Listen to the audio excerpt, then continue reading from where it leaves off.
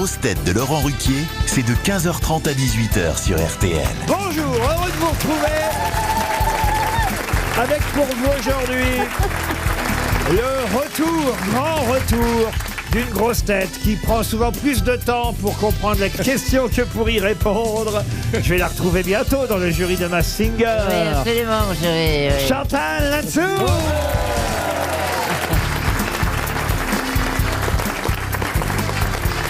Une grosse tête qui s'est imposée sur le terrain des grosses têtes comme titulaire indiscutable, Adil Rami.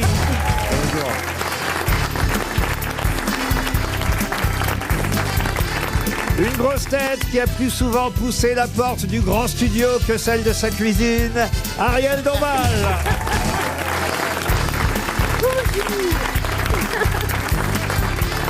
Une grosse tête qui n'a jamais travaillé à la SNCF, mais qu'on a souvent lu dans l'Express, Christophe Barbier.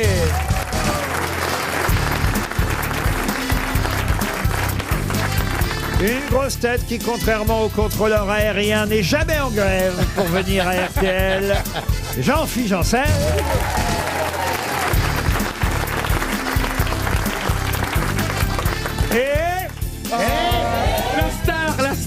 La star, l'étoile montante, la grosse tête, le successeur de Laurent Ruquier, Yoann Rioux. Non, moi, vous êtes fous. Le successeur de Laurent Ruquier, lui. Il faut déboulonner cette statue. Vous n'êtes pas une statue, Laurent. Je vais vous remplacer. Il faudra commencer un an à l'avance. Un an à l'avance. Ça va que dans déboulonner, il y a boule. Ça va. Laissez-moi plutôt vous présenter comme il faut, monsieur Rioux. Une grosse tête. Non, je refuse. Qui sait enfin ce qu'est une remontada depuis qu'il est sous Viagra. Yoann Rioux.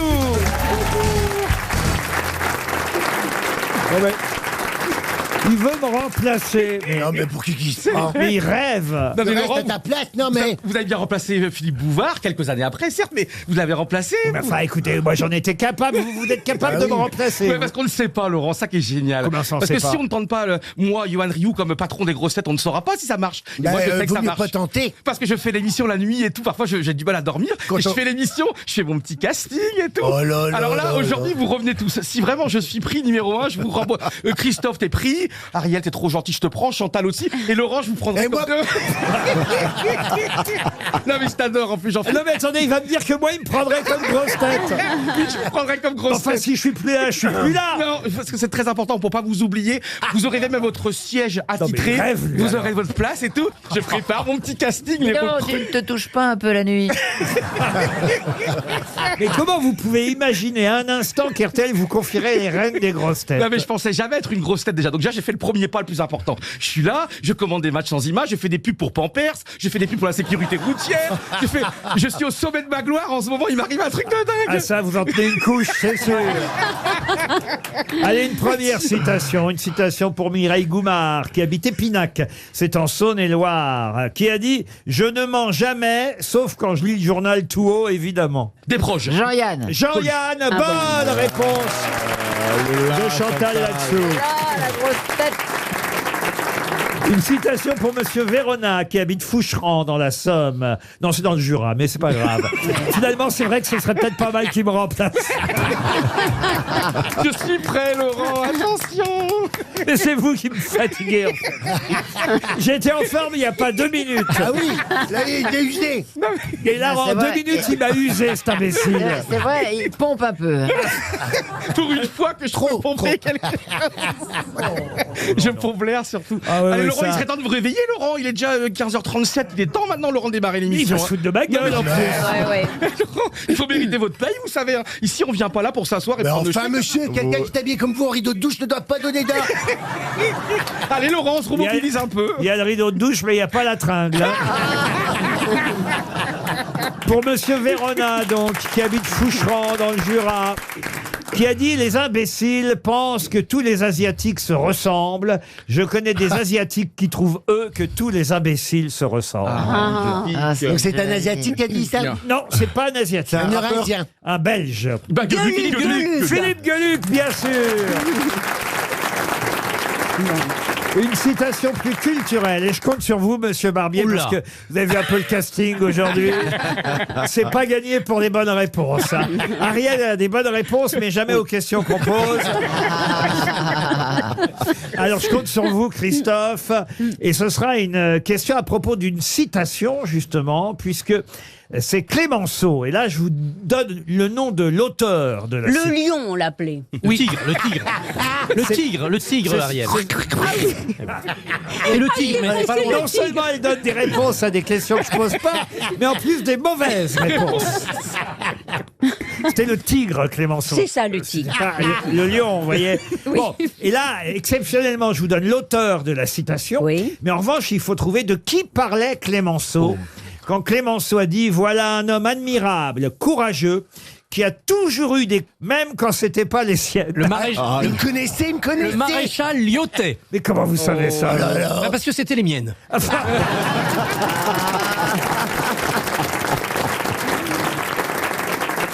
Et il était un peu... Il était de la fanfare. Ah bah tu vois, ça mène à tout, hein, finalement. un général. Il y avait des généraux de la fanfare. Ah ouais, bah ça, qu'est-ce que tu veux que je te dise, moi? Maréchal de France, académicien français, et sa postérité a un lien avec le Maroc. Son c'est ça postérieur, vous Oui, voulez oui, dire. il a participé à la conquête et à l'entretien, évidemment, du gouvernorat, du protectorat sur le Maroc. Et je crois qu'il est enterré à côté de Napoléon, sous le dôme des Invalides. Ah bah voilà, Oh. Mais j'ignorais qu'il était de la fanfare lyotais, moi. mais plein d'autres. Mais comment on le sait, ça, quelqu'un a vu? Enfin, comment... Bah, c'est Clémenceau. Donc quelqu'un a senti. C'est la Clémenceau qui l'a répété à tout le monde. Aussi Clémenceau, alors non. Pardon? Pas Clémenceau. Non, on l'appelait la tigresse. Non, pas Clémenceau. Mais Clémenceau était insoupçonnable sur ce côté-là. Lui, c'était plutôt un homme à femme. Mais en tout cas, bravo, monsieur Barbier, car effectivement, c'était bien le général maréchal Lyotet dont se moquait Georges Clémenceau. Bravo. Ah, une question d'actualité pour Mme Josette Benamara, qui habite Monchy-Lagache, c'est dans la Somme. Et la question concerne quelqu'un qui se prénommait Samuel et dont la devise était « Dieu a fait des hommes grands et d'autres petits. Moi, je les ai rendus égaux ». Et le nom de ce monsieur, Samuel, c'était son prénom, le nom de ce monsieur est dans l'actualité ces jours-ci. De qui s'agit-il? Il y a un film qui paraît ce mercredi qui Pas du tout. Aucun rapport avec le cinéma, en tout cas pas les films d'aujourd'hui. Samuel Etienne, la question pour un champion. Non, Ah, c'est son anniversaire? ah, c'est pas son anniversaire. Non. Mais il vit toujours. Ah, je vois que vous avez révisé l'éphéméride, Ah, un petit peu, oui, monsieur Barbier. Ben non, pas de chance. Ça n'a rien à voir avec l'éphéméride. Et généralement, je ne démarre jamais l'émission Par l'éphéméride. pour votre gouverne par l'éphéméride. Non. Est-ce que c'est français? Ah, C'est lié c'est- à la France? Alors non, il n'était pas français, ce Samuel. Un Samuel dont le nom est resté célèbre et dont le nom est beaucoup dans l'actualité ces jours-ci. Et je vous rappelle sa devise, ça pourrait vous aider. Devise passée à la postérité. Dieu a fait des hommes grands et d'autres hommes petits. Moi, je les ai rendus égaux. C'est un médecin? Un médecin, non. C'est lié au sport, peut-être? Même s'il s'y connaissait un peu en chimie au départ, mais c'est pas un médecin. C'est pas du sport? Du Lié au sport, pas du tout. Ah là, je vous ai posé une belle colle. Eh ouais, ouais, Ah, est-ce que c'est pas de la fiction, finalement? C'est un personnage de fiction, Pas ce Samuel. du tout. Il les a rendus égaux parce qu'il les soigne. Je peux même vous donner ces dates à ce Samuel. Bon, ça va servir à rien. 1814-1862. Ah, oui. est-ce que alors Est-ce que c'est un on parle philosophe? beaucoup, La on parle, philosophie? Un on philosophe, non. on parle beaucoup de l'empreinte carbone. Oui. Est-ce que ce serait par hasard, vous me dites qu'il a fait un peu de chimie autour du carbone? Donc Samuel Carbone. Eh ben c'est pas Samuel Carbone. Non, c'est son nom dont on parle. C'est un dans la- Américain? Un Américain, oui. Est-ce qu'il a inventé une arme? Oui. Le Colt. Et c'est Samuel Colt. Bonne réponse. Ah, l'histoire de Kenji! Ah oui! Mais on ne parle pas du Colt. Ah si. Ah, par rapport à Il est Kenji, question d'un oui, oui, certain oui, oui. chanteur qui avait un Colt. Eh oui. Eh oui. Caravane, ouais. Eh oui, effectivement. Qu'est-ce que vous dites, vous? La précision du journaliste grand reporter dans une caravane. Oui, Très dans une important. caravane. Oui, tout le monde le sait que les gitans vivent dans des caravanes. Oui. Mais enfin, mon pauvre Rio. Et c'est important aussi la balistique. Hein. Apparemment, la balle a été tirée vers lui. Enfin oui, forcément. Puisque... Ah oui, bah oui. Non, mais Si c'est lui qui le touchait, il l'a su. vraiment. vers lui, oui. Non, mais c'est important de savoir. Ça, c'est vrai que si vous vous tiriez une balle dans le cerveau, elle chercherait encore. C'est vrai. Mais il a frôlé la mort. Hein. Il a frôlé la mort. Ah oui? Oui. Ah, vous n'avez C'est pas passé à 2-3 cm de la colonne vertébrale. Et Samuel Colt, c'est lui qui a inventé le revolver du même nom, un Américain qui s'appelait donc Colt. Samuel Colt avait trouvé cette devise passée à la postérité. Dieu a fait des hommes grands et d'autres petits. Avec le revolver, je les ai rendus égaux. Voilà Oui. quelle était sa devise. Mais qu'est-ce qu'il avait de spécial, ce Colt?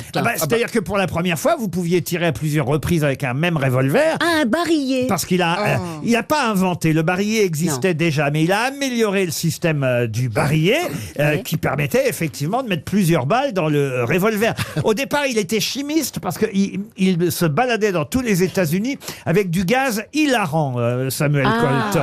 Ah, c'est marrant ça. Ah, vous chacun de dire. Il avait un copain chimiste qui lui avait appris l'existence du protoxyde d'azote, gaz hilarant, et il gagnait sa vie en faisant des démonstrations publiques des propriétés du gaz hilarant, et il se présentait comme le célèbre Dr Colt de New York, Londres et Calcutta, et voilà, il voyageait à travers le monde, et à 18 ans, il a déposé un brevet pour son idée de revolver, qui va devenir très vite un prototype, et le premier modèle de revolver, c'était le Colt Patterson, avec un chien armé à la main, un chien, alors le chien que je vous explique, parce que je vois bien Chantal. Qui est au-dessus. Je connais les Colts, figurez-vous. Ah oui, C'est le truc qui est au-dessus pour charger la balle, Ah oui, comprenez-vous? ah oui. Ah oui, le chien. Eh ben, bravo, exactement. Voilà, afin de placer la chambre chargée dans l'axe du canon, il a amélioré le revolver. Alors, combien de balles Comment ça, combien de balles? dans le barillet? Un Ah bah 6 alors, coups, non. 6 balles, un 6 coups. Ah oui, un petit coup. Est-ce qu'on tire directement? Parce qu'apparemment, quand on Vous, tire... non. C'est bon. Non, mais il paraît que quand on tire, on peut faire... comment dire? C'est tellement puissant, on peut revenir en arrière. Non, pas le Colt, mais- c'est plus léger. Ah, c'est vrai. Pour les femmes et les petits Mais en revolvers. plus, le Colt, il est assez chiquito. Hein. C'est-à-dire Il est petit. Ah oui, On peut l'avoir dans la poche. ah oui, ah oui. Oui, c'est un Ah oui, petit Colt, c'est un oui. petit revolver. Ah oui, ah oui. J'en ai vu au Mexique. Qui a une arme chez lui ici, monsieur? C'est pas vrai. C'est pas Oui. vrai. Qu'est-ce que vous avez comme arme? Un Colt. T'as déjà tiré, Ariel, ou pas? Vous avez déjà tiré, Ariel? Oui, au Mexique, j'ai appris à tirer. Mais je suis très perturbé, Ariel, parce que il faut dire à nos auditeurs qui n'ont pas les images, on voit le soutien-gorge d'Ariel et c'est très embêtant. Mais parce qu'on comment voit- ça Bah si, on voit tout au soutien-gorge blanc Mais et t'es tout. excédé, toi. Mais non, mais regardez, on ne voit que En ça. même temps, il n'a pas tort. Mais c'est pas possible, une chose Ah, pareille. mais si on voit votre soutien-gorge, Non, c'est mais c'est vrai. très joli, Ariel. C'est Les très épaules beau, fortes. Ariel. Mais c'est collé au pull ou c'est... Non, mais- Mais l'autre, il a... parce qu'on a Mais qu'est-ce l'impression... que vous avez à regarder les nichons Ouais, mais d'Ariel? ils sont devant moi, j'avoue que je suis fan, quoi. Ils sont, regarde, J'avoue que je suis fan. dans ma trajectoire, c'est incroyable. C'est pas de sa faute, il cherche un soutien dans cette émission. En tout cas, la balle a été tirée dans la caravane de Kenji, ça on en est Oui. sûr. Et effectivement, c'est avec un Colt. Il n'y a rien qui va dans cette histoire. Je trouve que c'est vrai la différence. Et moi- Oh, moi je crois tout ce que disent les gitans.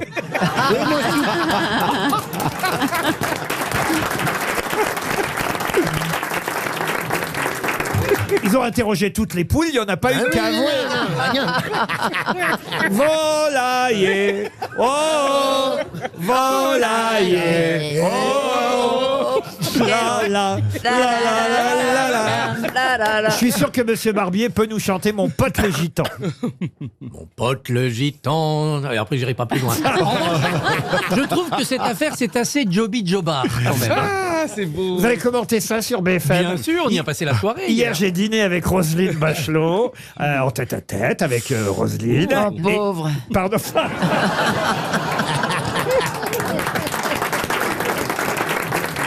On est allé voir un ballet ensemble. Casse-noisette, non, c'est lequel ballet? Mais pas de casse-noisette, c'est vous. Vous êtes allé Ah voir non, ça c'est moi. Audrey Hepburn? Voilà le ballet sur Audrey Oui. Hepburn. Oh. Voilà, je suis sorti avec C'était à Roselyne. l'opéra. La même silhouette. Au Oh là au là. théâtre des Champs-Élysées, très beau théâtre Oh, à oui. Frumontagne. Et après, je l'ai invitée à dîner et on a dîné en tête-à-tête tous les deux. Oh et, là et- là. et- et à un moment donné, elle me dit pourquoi je vous raconte ça. Parce qu'à un moment donné, elle me dit oh là là, hier soir sur BFM, pendant 2 heures, il a fallu parler de Kenji Girac. Elle en pouvait plus. Ah oui, oui. Et vous aussi, Monsieur Barbier. Hier, on a fait aussi 2 séances, mais c'était assez intéressant parce qu'il y avait eu les rebondissements des premières déclarations et on avait sur le plateau les Après, Gypsy- j'ai pris les un Gypsy filet, Kings. un filet en broche. Mais Christophe, ça fait quoi de parler pendant des heures de rien? Enfin, de tout... Non, mais- Je vois pas pourquoi vous posez la question. Bien placé pour le savoir, hein, vraiment. Vous connaissez la réponse, Ryu. Alors il commente des matchs dont on n'a pas les images et il nous dit qu'on parle pour rien. Parce que là, on sait rien sur cette affaire Mais encore. si, L'enquête ça, est en il cours. y a plein de choses à dire, sait ça fait tout, sens. c'est tout. Regardez hier, il y a ce drame qui heureusement c'est bien terminé pour Kenji Girac. Et en quelques heures, les 80 caravanes de Biscarrosse disparaissent. Eh oui, oui, oui. C'est étrange, ça va pourquoi vite, hein. Ils ont eu peur oui. des journalistes, ils ont eu peur de la police, pourquoi d'un seul coup tout simplement parce que celui qui ment est un menteur. Ah non, mais il paraît qu'ils ont interrogé tous les chanteurs, ses collègues chanteurs. Gilbert Montagnier dit qu'il a rien vu. Non, mais c'est vrai, ils ont interrogé tout le monde de la chanson. Mika a été interrogé. C'est Mika qui a choisi Kenji. Vous vous souvenez quand Kenji a fait The Voice? Ah oui, à la dernière seconde, c'est À la un truc de dingue. dernière seconde, personne ne s'était retourné pour lui. Et le dernier à s'être retourné au dernier moment, paf, c'est Mika. Vous voyez, Ouais. Ben Ouais. oui, ça Et il souvent. a gagné. Mais c'est- Souvent, moi aussi, on se retourne au dernier moment. Mais pourquoi ils auraient posé des questions à tout le monde? À tous les chanteurs? Oui. Bah, pour savoir comment c'était arrivé cette affaire quand Mais même. c'est dans une caravane tout seul, ils étaient deux, je comprends pas. Ben moi non plus, c'est BFM parce qu'ils veulent faire du buzz sans arrêt, du buzz. Et ils m'ont même Et là, on a appelé, ils retrouvé- m'appellent on a pour retrouvé n'importe le- quoi. Vous avez connu Kenji, vous connaissez Kenji genre. Comment ça, ils vous ont appelé, Ils vous? m'appellent pour tout, ils m'appellent pour Inès Reg, ils m'appellent pour un tel, ils m'appellent pour ça. Vous voulez témoigner, mais témoigner de quoi? J'ai rien à dire. RTL, Les grosses têtes répondent aux auditeurs. Alors, qu'est-ce qu'on a en magasin sur notre adresse mail lesgrossetêtes@rtl.fr? Martin, par exemple. Martin qui veut s'adresser à Adil Rami. Bonjour, Martin. Bonjour Laurent, bonjour les grosses têtes. Bonjour Martin. Vous habitez Saint-Raphaël et c'est là que vous avez croisé Adil Rami déjà? C'est ça, je l'ai croisé au Spar de Santa Lucia à Saint-Raphaël. Ah oui, je peut-être, connais. oui. C'est quoi le Spar? C'est une épicerie. Dans le midi, il y a plein de spas. Exactement. C'est une sorte de prise unique. C'est une sorte de prise unique. Ah, c'est pas un spa, un spa. Ah non. Non, un Spar. Après, je l'ai croisé avec Pamela à la base nature de Fréjus. C'est quoi la base nature de Fréjus? C'est un grand centre en plein air. Naturiste. Avec... Non, pas naturiste, Jean-Phi. C'est pas Mélanie Anderson? Mais bref, vous les suivez, dites donc, Martin, j'ai l'impression. Bah, c'est petit le Var, hein, en même temps. Hein. Tout le monde Eh se... oui. oui, tout le monde se Ah, connaît. mais je traîne à Fréjus Saint-Raphaël, donc je suis Toujours là-bas moi. Encore aujourd'hui? Et à l'époque, à la base, à mon avis, vous avez dû me voir aussi, Martin, avec. C'était pour promener son chien. J'ai pas vu le chien, mais je vous ai vu tous les deux. Ah, c'est vous qui promeniez le chien de Pamela? Bah, de temps en temps, avec elle, on promenait son chien qui s'appelait Zouzou parce qu'elle adorait la chanson. Parce que Pamela adore la France. Les chansons françaises, les coutumes et ce qui a un lien avec la France. Et la chanson Zoubi Zoubizou. Ah oui, bisous, bisous. Moi, je connaissais pas, moi. Elle m'a dit ça, elle m'a expliqué, j'ai pas compris. Et donc, voilà pourquoi elle appelait son chien Zouzou. Et j'allais souvent à la base nature pour le promener l'été. Ah, alors ça devait être mignon à voir, Ah Adil oui, Rami oui. promenant Zouzou. Ah, ils étaient mignons tous les deux. Et ça va, j'ai été gentil avec vous à Spar parce que quand je vais au Spar, Alors, normalement, j'ai je pas- le fais très vite. J'ai pas osé venir vous voir. Alors la prochaine fois, allez-y, faites-lui un bisous, bisous. Ah, bah oui, avec grand plaisir. Avec grand plaisir. On vous remercie, Martin, en tout cas. Alexandra, maintenant. Bonjour, Alexandra.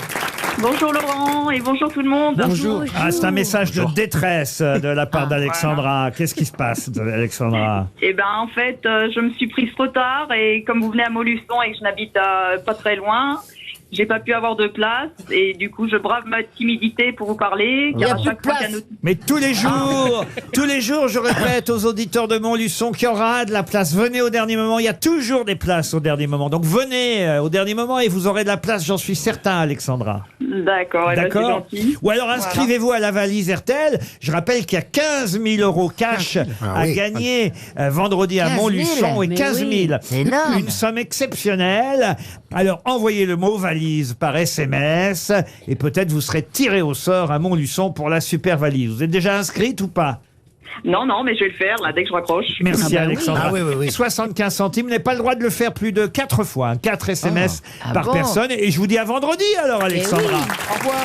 Thierry maintenant. Bonjour Thierry.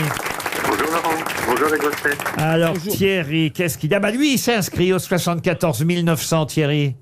Oui, c'est ça, et je voulais dénoncer un nouveau scandale. Lequel? Après les montres qui n'arrivent jamais aux auditeurs, je voulais parler du scandale de l'inscription à la super valise. Qu'est-ce qui s'est passé?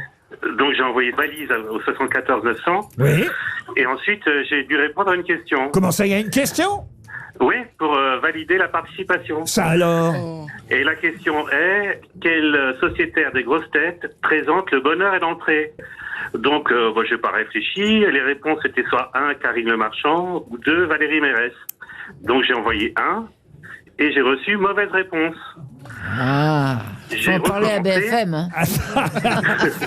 Vous voulez dire que, évidemment, la réponse c'est Karine Le Marchand, et vous avez répondu Karine Le Marchand, et on vous a dit non, c'est ça? Voilà, on m'a envoyé mauvaise réponse. Ah, mais c'est donc Valérie j'ai Mérès recommencé maintenant, une oui. fois. Ah non, mais c'est parce que vous connaissez pas l'histoire de Valérie Mérès. Parce que moi, je l'ai vu faire la... Mais en plus, c'est vrai, en plus.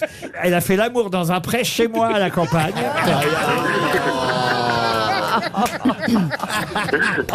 Alors, croyez-moi que l'amour, il est dans le pré pour Valérie aussi. Ils sont pas trompés. Je me suis renseigné. C'est vrai qu'il y a eu un petit bug. On dit ça dans ces cas-là, un petit bug. Oui, des bugs. Et rassurez-vous, tous ceux qui ce jour-là se sont inscrits, bonne ou mauvaise réponse, sont bien inscrits pour le tirage au sort, Thierry. Bon, génial. Oui. Ah oui. Vous aurez donc une chance d'être tiré non pas dans un pré mais au sort. et le bonheur sera pour vous peut-être vendredi. Croyez-moi, c'est sûr, votre inscription a été prise en compte comme tous ceux qui se sont inscrits ce jour-là, malgré le bug. Allez, on termine par Claude. Bonjour Claude. Oui, bonjour. Alors vous avez une demande particulière à transmettre à Johan Rioux. Tout à fait. Je ne vous connais pas personnellement, mais je voulais parler d'un mondial pupi de football qui aura lieu le week-end du 9 au 12 mai prochain. Peut-être pour demander à M. Rioux s'il y avait la possibilité d'une petite intervention pour encourager l'équipe de Guingamp. Ah ben bien sûr. En avant Guingamp. Mais bien sûr. Et c'est pas Voilà. en Bretagne, c'est pas en Bretagne à Plumelin ou Plomelin? Non, Plomelin. Ah, Plomelin, c'est ça, je connais bien sûr. Vous voulez que je fasse le commentateur, que je parraine, que je sois l'ambassadeur, que je... Vous voulez quoi? Tout ce que vous voulez. Tant que c'est bénévole. Voilà, tout à fait. Et c'est un tournoi extraordinaire à Plomelin, c'est un des principaux tournois en France de jeunes. Et ça qui est beau, parce qu'il y a le monde entier qui débarque en Bretagne et c'est vraiment de... Ça, c'est Et vraiment Adil super. Rami, ça vous intéresse pas, Adil Rami, Claude? Pourquoi pas? D'accord, faites pas. Faites pas la fine bouche non plus. Parce que méfiez-vous, je vous envoie Jean-Phi, sinon. Hein. Et là, ça sera pas la même. Si vous voulez une marraine pour le week-end. Ah, Chantal, je ne dirais pas non. Ah, Chantal. Ah, qu'est-ce que tu veux de moi? Bah écoutez, en tout cas, on va voir. On va étudier le On va dossier, regarder. comme on dit dans ces cas-là dans l'administration. Je reviens vers vous, d'accord, Claude?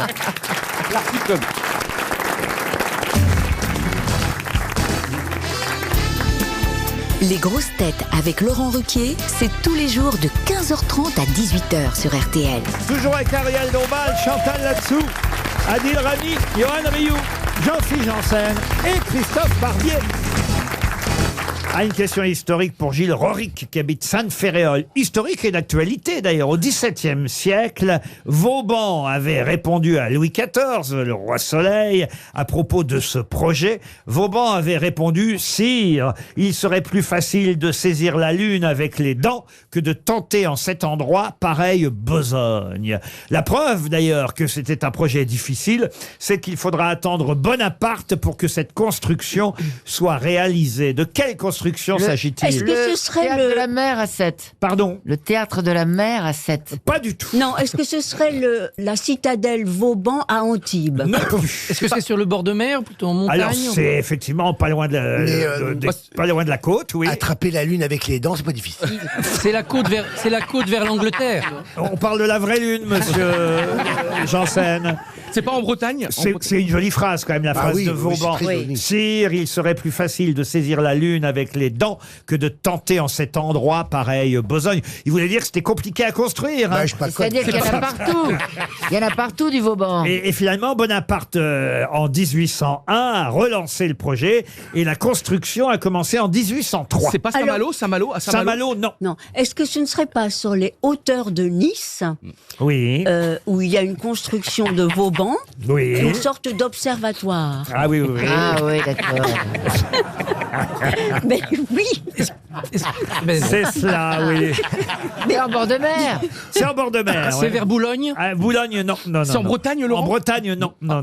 C'est sur la Côte d'Azur alors. C'est pas sur la Côte d'Azur non plus, non. Non, C'est c'est sur la outre-mer, Côte d'Opale, non. Pardon. C'est sur la Côte d'Opale. La Côte d'Opale, non plus. Est-ce que c'est outre-mer? Outre-mer, qu'est-ce que vous appelez outre-mer? Les Antilles. Ah non, pas du tout. Non, Ah, c'est pas alors lié aussi, parce que vous avez toujours un lien avec l'actualité, c'est pas lié à ce qui, en ce moment, des stations balnéaires qui vont disparaître à cause de la montée, évidemment. Donc c'est sur la côte atlantique, et c'est pas loin à mon avis, de Charente-Maritime ou en Gironde. Ah non, c'est là où le père Fouras règne. C'est à Fort Boyard. Fort Boyard. Bonne réponse de Christophe Barbier. Eh oui. Un chantier colossal doit être lancé. Le Figaro a consacré aujourd'hui une page entière sous la plume de Fabien Paillot à ce chantier colossal qui doit sauver le Fort Boyard. Des travaux estimés quand même à 36 millions d'euros. Il va en falloir des clés pour atteindre cette somme-là. Car Fort Boyard est menacé par l'océan. Il faut restaurer cet édifice. Et non seulement le restaurer, mais le protéger. Alors, c'est pas une digue, mais c'est une sorte de j'ai pas tout compris, mais c'est une sorte de... Oui, vous avez compris, vous? Mais oui, parce que déjà, en fait, je vous assure, quand tu vas à Fort Boyard, déjà, il faut grimper dans une nacelle pour arriver dans Fort Boyard. Donc c'est très compliqué déjà, rien que de passer du bateau. Je vous assure, mais c'est un vrai problème parce que pour l'instant, jamais le Fort Boyard n'a accueilli de public. Et là, va y avoir vraiment des gens qui vont pouvoir la visiter, cet endroit historique, et c'est très compliqué. Donc, en fait, les vagues sont tellement puissantes que ça a déjà érodé le château. C'est un bordel sans nom, Laurent, vraiment. Hein. Alors, ils vont mettre une protection, un mur. Alors, ça, il y aura un terrassement, un havre d'accostage qui n'existait pas, et un éperon rocheux qui va être rebâti à 2 mètres de distance du fort pour le protéger des vagues, j'imagine, et de l'attaque de la mer. Ah oui, c'est un chef-d'œuvre en péril, là, franchement, mais les dégâts depuis une vingtaine d'années, c'est absolument incroyable. Mais on ferait, et si on faisait un jour les grosses têtes là-bas, si on faisait une équipe des grosses têtes, ça serait énorme. Non, moi je veux pas aller. Non. Moi je ferais le saut, vous savez, je ferais le saut à l'élastique. non. Toi, Jean-Philippe, tu feras la catapulte. Chris. C'est extraordinaire, on appuie sur le point. Lui fera la cata et vous l'appuyez.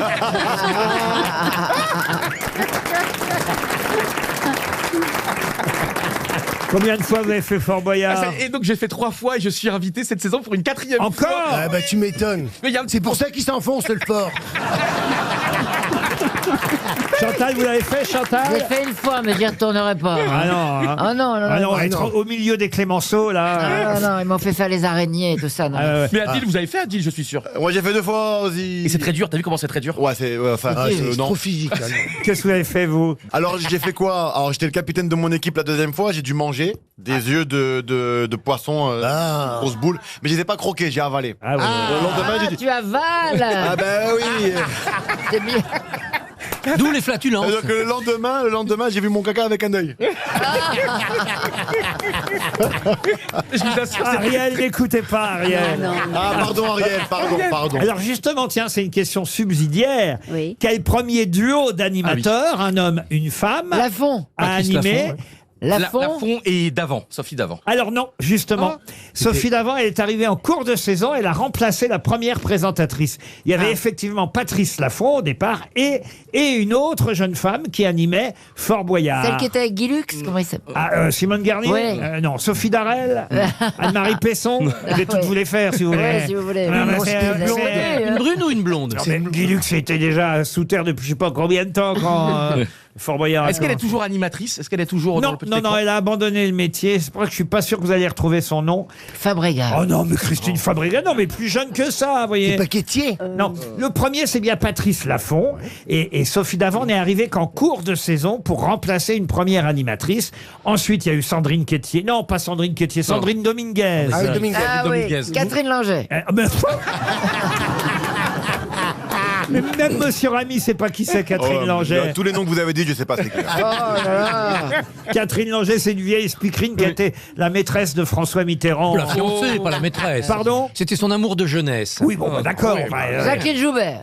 Mais Jacqueline Joubert, mais non, mais on est au milieu des années 90. Oui, mais j'apprends aux jeunes qui étaient ces femmes-là. C'est important, c'est de la culture. Allez, Oui, j'essaye. répète. Catherine Deneuve. Non, non.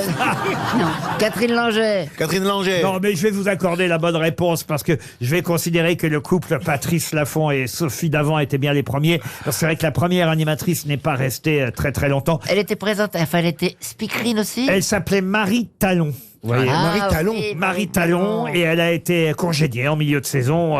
Elle se serait foulée la cheville. Non, mais je vous jure que c'est vrai. Non, c'est une blague. Madame Talon s'est foulée la fille. C'est quand même incroyable, ça. Hein. Elle est partie pour des raisons officielles de santé. Ben oui, Marie Talon se serait foulée la cheville, comme je vous dis. Quoi. Voilà. Et donc, c'est Sophie Davant qui a remplacé Au pied levé. au pied levé. Pendant que, Elle s'est pas foulée. Hein. pendant que Valérie Mérès était dans le pré avec...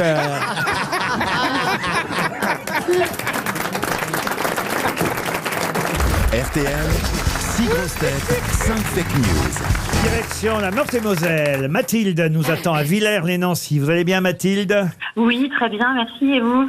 Pas mal, pico-pico par-ci, pico-pico par-là. Elle s'appelle Mathilde Picot. Alors, je l'accueille avec une chanson en son honneur, n'est-ce pas, Mathilde? Mais c'est Ariel qui a chanté ça dans votre spectacle. Ah, vous chantiez, vous, Pico par-ci? Non, pas Pico, non. C'est Non. pas Pico, c'est Para Tico. bailar la bamba, Non. para bailar ça n'a rien la à voir, bamba, Ariel. se necesita una poca Je ne sais plus combien. La chanson, c'était Tico Tico. Mais moi, effectivement, c'est un jeu de mots. J'ai joué avec J'avais pas compris. Ah ben oui, j'ai un boulot ici. Qu'est-ce que vous faites dans la vie, Mathilde? Je travaille dans un service de ressources humaines. Très bien, aux ressources humaines. À Villers-les-Nancy même? À côté, pas À très loin. côté. Vous avez 35 ans, vous écoutez les grosses têtes, j'espère, tous les jours. Évidemment, en Et- replay parce que je travaille un petit peu quand même. Bah oui, il faut bien bosser un peu de temps en temps, mais vous écoutez en replay sur les podcasts et vous espérez, en tout cas, c'est ce pourquoi vous allez jouer, vous espérez partir au château de Pizet, 2 nuits pour 2 personnes, dans un magnifique 4 étoiles. C'est au cœur de Brouilly, Morgon, on va aller dans les grands domaines viticoles, un château de Pizet où vous est déjà réservé une suite duplex au milieu des vignes, des jardins à la française, piscine, restaurant gastronomique, tout ça est au programme.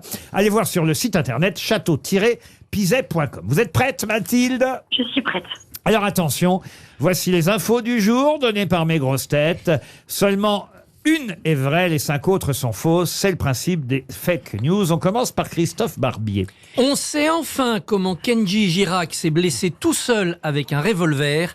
Il jouait à la roulotte russe. Chantal Latsou. Couvre-feu pour les mineurs. Hier, à 23h, Gabriel Attal n'a pas pu sortir de Matignon pour rentrer chez lui. Johan Rioux. Affaire Kenji Girac. Le chanteur, toujours à l'hôpital, s'est blessé grièvement hier quand l'infirmière lui a apporté un pistolet pour qu'il fasse pipi. Jean-Philippe Janssen. Oui, flatulence en avion. Pourquoi cela arrive et comment les éviter? La baisse de la pression de l'air dans un avion favorise la survenue de gaz. Ce problème en avion se heurte toutefois à une double problématique, sanitaire et sociale. Retenir ses plaies expose ainsi à des douleurs intestinales et à un inconfort potentiellement fort. Lequel inconfort est transféré sur vos voisins de cabine si vous décidez de les libérer. Tout ça a été écrit aujourd'hui dans le journal Le Progrès. Adil Rami. Inondation en Chine. Comme tout ce qui est made in China, ça ne devrait pas durer longtemps. Selon les experts, en revanche, Dubaï accuse le pays d'espionnage et de les avoir copiés. Ariel Dombal pour terminer. Alors Mathilde, MeToo à l'hôpital. Un chameau a révélé hier avoir été violé dans un désert médical. J'ai pas très bien compris la déclaration faite par Adil Rami en fait. Je la refais. Oui, articule, s'il te plaît. Inondation en Chine. Comme tout ce qui est made in China, ça ne devrait pas durer longtemps selon les experts. En revanche, Dubaï accuse le pays d'espionnage et de les avoir copiés. Voilà, Mathilde, là vous avez bien compris. Oui, j'ai compris. Vous avez bien compris que c'était pas ça. Alors, ça vous en fait déjà un en moins. Ensuite, Par élimination, je dirais que la vraie, c'est celle de Jean-Philippe. directement, vous allez sur Jean-Phi et ses flatulences. Enfin, ses flatulences. L'article sur les flatulences, eh bien oui, c'était dans le journal Progrès, le Progrès de Lyon. Aujourd'hui, il y avait tout un article dans les pages santé. C'était pas la une du Progrès, je vous rassure. Mais effectivement, dans les pages santé du journal Le Progrès, il y avait tout un article sur les flatulences en avion. C'était ça la vraie info du jour. C'est vrai, monsieur Janssen? Ah oui. C'est complètement vrai. Il faut pas complexer d'avoir des flatulences en avion puis de se libérer parce que sinon on peut avoir très très mal. Et nous, quand on était les hôtesses de l'air, quand on est dans notre petite cuisine tous ensemble, à un moment on sent qu'on a des flatulences, donc on veut pas disposer nos collègues. Donc on allait en cabine péter puis revenir. Ah, vous alliez péter chez les pilotes. Chez les passagers. Ah, c'est pour ça que vous fermez le rideau. Mais non, Chantal, ça c'est la première classe. Tout ce qu'on mange dans l'avion fermente. Ah oui. Et Adil nous a dit, tu vois, je ne révèle pas de secret, Adil. Non mais je peux, tout le monde le sait que je pète et je rentre chez moi, ouais. Adil a dit qu'il a de répéter, mais il n'y avait pas d'odeur, comme c'est un ancien sportif de haut niveau, tout est bien à l'intérieur. Et donc, vous vous rendez compte, alors que moi, ça a des odeurs. Ah bah vous, c'est... Vous voyagez par Air France. Et alors, qu'est-ce que ça veut dire quand le pilote dit on remet les gaz? Donc c'est un vrai problème à bord, alors. Ah oui, monsieur. c'est un vrai problème, mais c'est pour ça que vous savez, quand on se pose à Roissy, les gens au sol qui viennent ouvrir la porte de l'avion tirent au sort pour savoir qui va venir ouvrir. C'est pas vrai. Parce que quand ils ouvrent la porte, ils se prennent le relais de tous les pays de la nuit. Regardez la tête que fait Ariel. Ah non, je trouve ça abominable, votre conversation. Non mais Ariel, vous gardez tous vos Non, flatulences. non, mais vraiment, vraiment, n'allons pas sur ce terrain. Je veux dire. Franchement, Ah non, c'est un terrain Ariel n'a pas d'odeur. Non. Ariel est une princesse. Qui pète des fleurs. Ariel ne va pas aux toilettes. Moi non plus. Ariel est une fleur parfumée. voilà, qui ne mon connaît parfum est là. qui ne connaît pas ce genre de Mais détails. Comment on fait en amour et tout pour... Parce que c'est un énorme stress, je trouve, t'es au lit. Et si Moi- t'as envie de le faire, comment Tu veux que je te donne un conseil ou là, pas mais ça- Un conseil, Oh là. franchement, faut péter dès les premiers jours. Ah non. Ah ouais, moi moi tous mes couples là, je pète et je Tu sais- m'amuse avec mes pets. Moi j'estime que quand je suis en couple, mon couple, c'est Je le début de comprends la qu'elle fin. soit repartie, Pamela. Ah non, un mec qui pète au lit, c'est pas possible. Bah oui, mais quand on peut pas s'empêcher... C'était Pétula Anderson. Qu'est-ce qui se passe-t-il entre Chantal Latsou et Adil Rami? Beaucoup de choses dont on ne peut pas parler. Il n'arrête pas de vous regarder, je Oui, vois. il est des visages. Je sens bien, il me regarde de il vous côté, là. mate, il vous mate. Exactement. Bah elle est excellente. Ah oui. Bah oui. Ah oui. Je la connaissais pas avant, fille de nom. Et là, maintenant que je suis avec grâce aux grosses têtes, Chantal vide de la main. je rencontre des belles personnes et elle en fait partie. Elle est Ah forte, ouais, hein. ah Elle ouais, est marrante. Ah ouais, ouais. Chantal, t'as le choix au restaurant, un dîner entre Adil et moi, tu choisis qui? Oh bah, c'est vite fait. Hein. Et pour une nuit. Déjà, Attends, ouais. déjà, ça coûtera moins cher. Aïe, aïe, aïe, aïe, aïe. Non, franchement, c'est vrai que Chantal est une femme formidable. Une femme, comment je dirais, une femme... voilà. Oui, mais vous dites ça, mais vous m'avez pas soufflé, Massinger. Pardon? Je vous ai demandé de me souffler. Oui. Je pensais que vous alliez me souffler un petit peu. Eh ben non, les non. réponses. Eh ben Vous m'avez non. pas- Il est terrible, il était droit dans ses bottes, il travaillait. Hein, il a amené son petit carnet qu'on n'a pas le droit d'emmener, il a amené à la maison, il travaillait pendant la semaine. Ça démarre d'ailleurs très bientôt, dans quelques jours, je Et crois. oui, Ça mais il démarre était dans- terrible. Et puis un jour, j'étais à deux doigts de trouver quelqu'un. Et j'ai dit, tu veux pas venir? Parce que lui, il avait kabouké. C'est-à-dire qu'il avait dit, non, J'ai un garçon, kabouké, j'ai kabouké. un garçon que je connais depuis très longtemps. Je connais sa femme, il connaît mon mari. Et tu vois, c'est quand même extraordinaire, quoi. J'ai rien compris. Tu m'aurais soufflé, toi, non? Moi, je t'aurais soufflé. Ouais. C'est-à-dire que j'ai Je vais participé demander. à une émission, effectivement, qui s'appelle Massinger avec Chantal, où j'ai compris que c'est quand même la deuxième saison qu'elle fait cette émission. Elle n'était pas l'année dernière, mais elle était là il y a un an. Oui. Ah, c'est la deuxième fois que vous faites Oui, absolument, oui. jurer dans Massinger. Et je viens de comprendre qu'elle ne connaît toujours pas le règlement. C'est-à-dire qu'elle n'a toujours pas compris le jeu. Et ça, c'est assez incroyable quand même. Mais j'ai compris après que c'était un jeu, il fallait gagner, en fait. Et ils vous reprennent quand même à chaque Mais fois. c'est curieux, hein? Et vous- Je ne demande rien. C'est comme moi ici, je vous reprends alors qu'au fond, vous... Je vous demande pas. Et c'est vrai que vous comprenez rien au jeu. Bah, c'est-à-dire que j'ai un problème, je bloque au bout d'un moment, si vous voulez. Mais Assez rapidement. Si vous bloquez les paroles, allez chez Nagui. Est-ce qu'il y avait des très beaux déguisements? Est-ce que c'est vraiment une Oh, année c'est surprenante? magnifique. C'est vrai. Ah oui. C'est quoi votre préféré au niveau esthétique? L'hippopotame, j'ai cru que c'était vous. Mais tu l'as fait, toi aussi. Oui, l'année dernière, j'étais reconnu au bout de 20 secondes. Oui. Bah oui, C'est forcément. étonnant. Ah tiens, une question pour Florence Tismon, qui habite Rion dans le Puy-de-Dôme. Une question qui concerne une série qui s'appelait Le Frelon Vert. 26 épisodes du Frelon Vert, que vous avez peut-être vu d'ailleurs. Et je vous demande qui était le chauffeur, le majordome dans Le Frelon Vert. Majordome d'ailleurs du Frelon Vert, puisque le rôle titre, le héros, c'est le Frelon Vert. Mais le Frelon Vert avait un majordome qui conduisait la voiture La Belle Berthe, une voiture truffée de gadgets avec des phares verts. Qui était le chauffeur de La Belle Berthe dans le Frelon Vert? Bon. Mais il n'était pas dans un déguisement de dessin frelon. animé Pardon? Il n'était pas dans un déguisement de frelon, parce qu'on vient de parler de Mazinger. Après, vous me parlez de Frelon Vert. Oh là là là là. C'est une série américaine qui date d'il y a longtemps. Hein. Ça date des années 40, 60. Ah oui. Ça a été rediffusé dans les années 80 sur Canal+, sur M6 aussi. The Green Hornet, c'est le nom en version originale. Mais chez nous, ça s'appelait le Frelon Vert. J'ai même le générique, si vous voulez, du Frelon Vert. C'est américain? Ah bah oui, ça c'est américain. Oui, il vient de vous le dire. Donc c'est un acteur qui est connu pour autre chose, je C'est suppose. son premier rôle, c'est ce qu'il a fait et l'a rendu célèbre. Et c'est pas n'importe quel acteur, Est-ce croyez-moi. que ce n'est pas Sean Connery qui avait aussi une voiture extraordinaire? Alors ce n'est pas Sean Connery. C'est pas non. celui qui fait que, comment il s'appelle, avec son imperméable là. À Colombo, Peter. Colombo. À Colombo, Peter Falk. Non, Non. Steve non. McQueen. Non, je peux vous donner le nom de l'acteur qui jouait le Frelon Vert, si vous voulez. Hein. Oui. Stephen Williams, mais ça va pas vous aider beaucoup. Moi, ce qui m'intéresse, c'est le nom du chauffeur, celui qui conduit la voiture, la Black Beauty, Belle Berthe, en français. Est-ce qu'il a Clint eu Eastwood? Pardon. Et pas Clint Eastwood. Clint Eastwood. Il vit non. encore, il vit encore. Ah non, il est mort. Est-ce qu'il a mort. eu des rôles absolument extraordinaires après? Mais bien sûr, il a eu non seulement des rôles extraordinaires, mais c'est devenu une légende, un culte même. Et d'ailleurs, sa phrase, peut-être la plus célèbre à ce garçon, qui est devenu une célébrité mondiale ensuite, c'était « Be water, my friend Soit haut. ».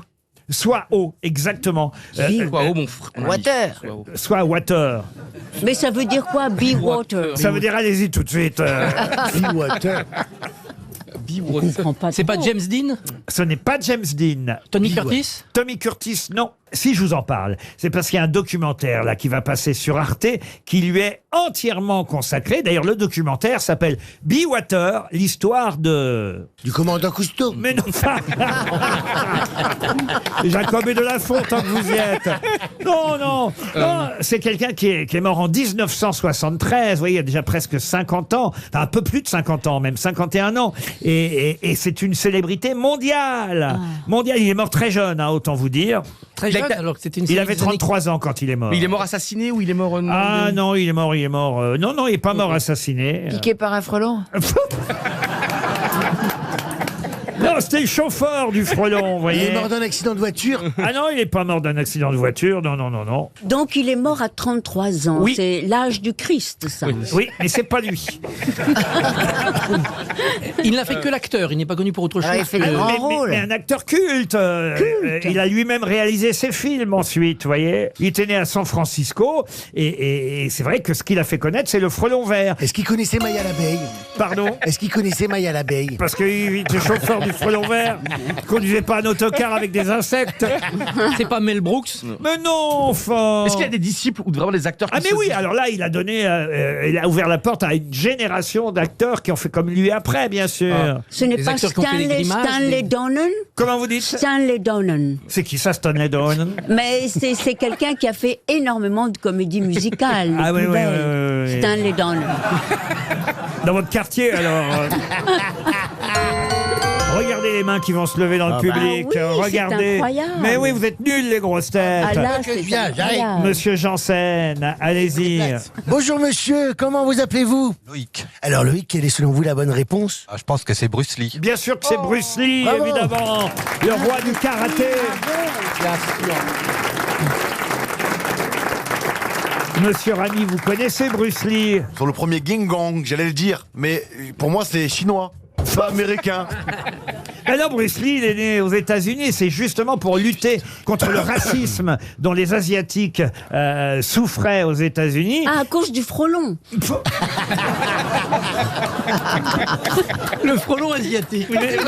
Mais non. Non. Mais Non, non. on peut rappeler que le frelon asiatique touche les campagnes françaises. et, Écoutez, j'ai l'impression de regarder le début du documentaire.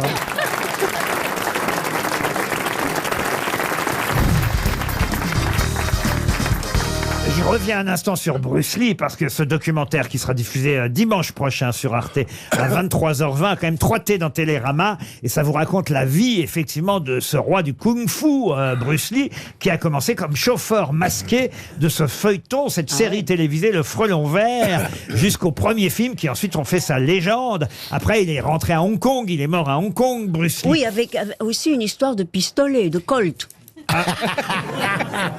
Vous confondez avec Kenji Girac, là, alors. Mais sa formule, sa phrase, be water, my friend, ça veut dire sois agile, prends la forme de l'eau, vous voyez, évidemment. Be water, my friend. Vous avez regardé les films de karaté? Non, j'ai vu aucun de ces films, j'ai juste vu crier. Oui, mais quand on dit que quelqu'un est liquide, ça veut dire qu'elle a vieilli, si tu veux. Parce que j'hésitais entre Bruce Lee et rien à voir, mais Mohamed Ali. Ah non, après il y a eu Jackie Chan, évidemment, qui s'est inspiré de Jackie Chan de la carrière de Bruce Lee. Mais le premier roi du karaté, c'est quand même Bruce Lee. Je suis surpris, monsieur Barbier, que ça mais vous soit pas venu. Oui, mais vous auriez dit karaté, ça m'aurait aidé. Ah bah oui, j'aurais dit karaté. Bien sûr, évidemment. J'ai failli poser une question qui aurait pu nous aider, c'est était-il blanc ou noir? Qu'auriez-vous répondu? Ah bah j'aurais répondu ni l'un ni l'autre. On aurait dit asiatique, on aurait trouvé Bruce Lee. On n'aurait pas envie de le mettre dans... On n'a pas posé les bonnes questions. Je savais pas qu'il était américain. Qu'est-ce que vous dites, vous? On n'aurait pas pensé que le mettre dans des acteurs américains, en fait. Voyez-vous ce que je veux dire? Oui, c'est vrai, n'aurait pas pensé. Je pensais pas qu'il était mort si jeune. Ah bah oui, il est mort à 33 ans, Bruce Lee, et c'est bien lui qui jouait le majordome chauffeur de la Belle Berthe, la voiture au gadget dans Le Frelon Vert. Bah voilà, Bruce Lee, ça c'est une question karaté, c'est le cas de le dire. Et en tout cas, c'est votre réponse karaté. Mais on a distribué 400 € et c'est tant mieux. 400 € grâce à Bruce Lee. Ah bah tiens, un anniversaire pour Richard Millou qui habite Souston. Souston, c'est dans les Landes. Et la question concerne un général maréchal qui avait pris sa retraite quand on est allé le rechercher en avril 1914, pendant la Première Guerre mondiale. C'est même lui qui a eu l'idée de réquisitionner les taxis de la Marne. C'est le général Gallieni. Gallieni, bonne réponse. Ah bah vous êtes meilleur pour l'armée que pour le kung-fu alors, monsieur Barbier. Et d'ailleurs, je crois que le maréchal Pétain est né également ce jour-ci. Enfin, il est né à 24 avril également. Vous voyez, mais je préfère rendre hommage à monsieur Gallieni que comme vous, Collabo. Non. Collabo. C'est pour montrer que j'ai révisé. Ouais. Et il est enterré à l'Île-Dieu. Pardon? Il est enterré à l'Île-Dieu, Pétain. Oui, je sais qu'avec votre mari, vous allez vous recueillir régulièrement. Jacques Prévert disait Pétain à l'île-Dieu et Dreyfus à l'île du diable. Ouais. Parce que Dreyfus avait été déporté à Cayenne. Et mon père disait Pétain, bon. coûtez pâle. Pétain. C'est vrai que c'est ça, mon père, en plus. Je comprends alors que vous aviez un père marrant. Hein.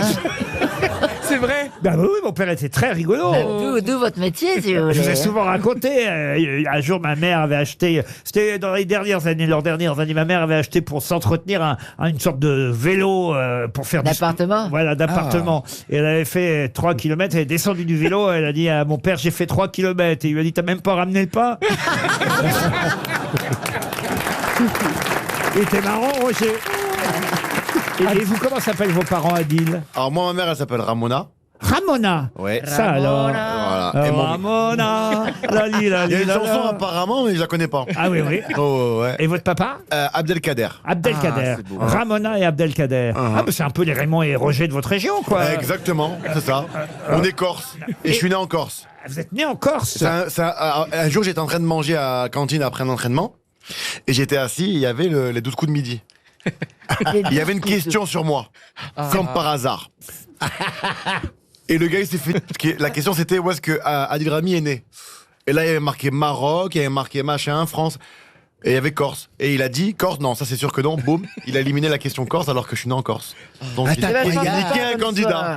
Personne ne le sait. Alors voilà une anecdote qui n'est pas très très passionnante.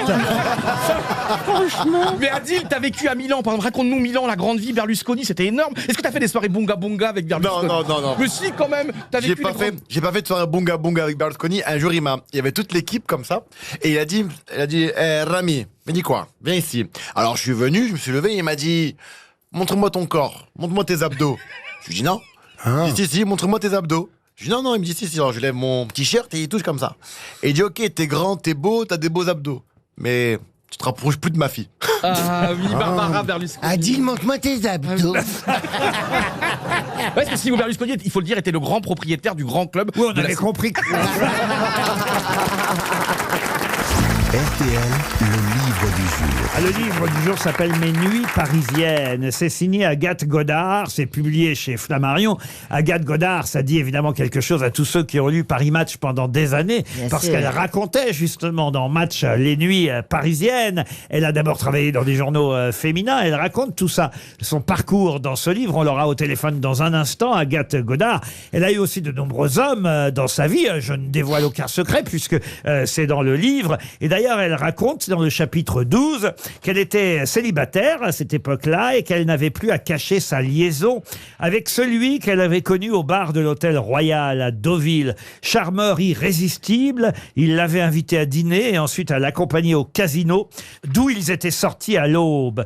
Toute la soirée, elle l'avait regardé faire des bancos pharaoniques, son verre de whisky et son paquet de cigarettes posés sur une petite table à côté de lui. Mais de qui s'agit-il? Alors, c'est un champion de boxe, un champion de boxe. Non. Pierre Bénichou. Pierre Bénichou, non. Un sportif, un sportif. Un sportif, non. Non, un grand joueur de poker. Oui, un grand joueur de... Comment s'appelle-t-il? Omar Sharif. Omar Sharif. Bonne réponse d'Ariel Dombal. Ouais.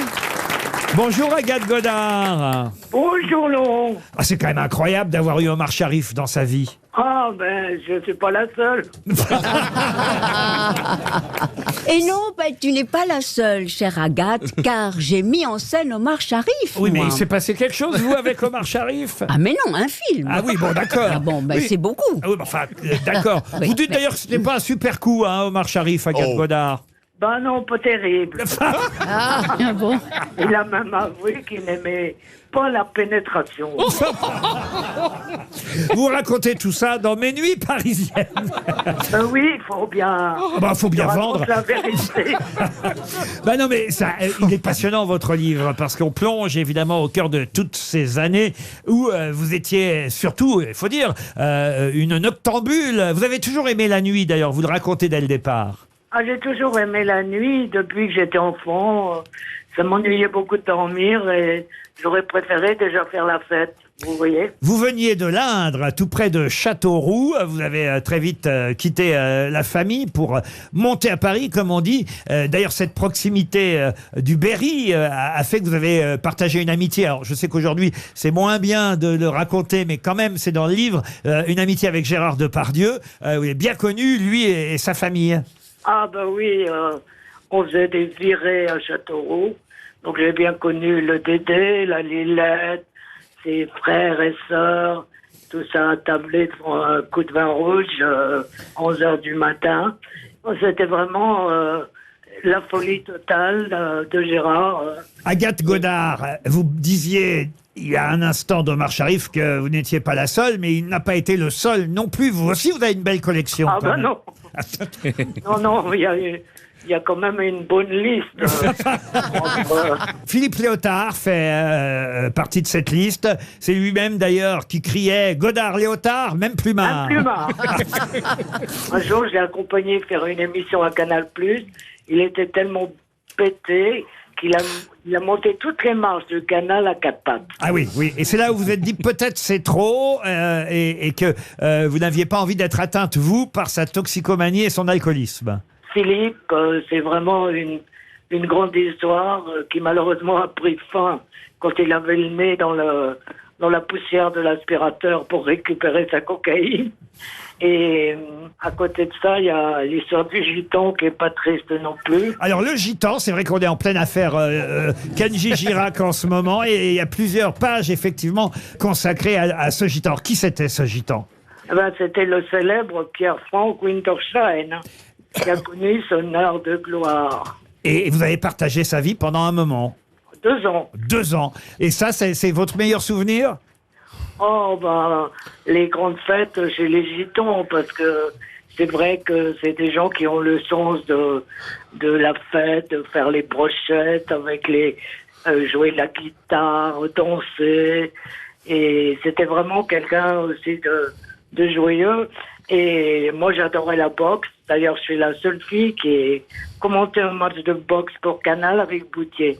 Donc j'adorais aller le voir sur le ring et en général ça durait pas très longtemps puisqu'il mettait tous ses adversaires KO. Mais comme il s'entraînait pas beaucoup, il n'a pas fait la carrière qu'il aurait dû faire.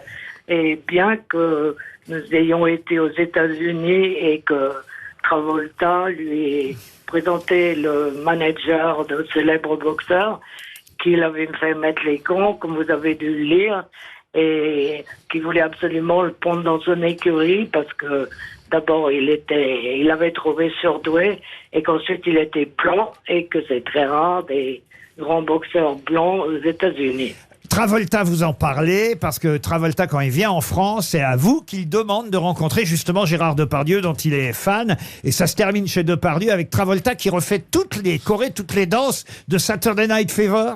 Ah ben oui, c'est quand même incroyable que John Travolta, qui était vraiment une espèce de célébrité planétaire, ait débarqué un jour juste pour connaître Gérard, dont il avait vu le film Les Valseuses, qui s'appelait aux États-Unis Going Places, et il voulait absolument connaître Gérard.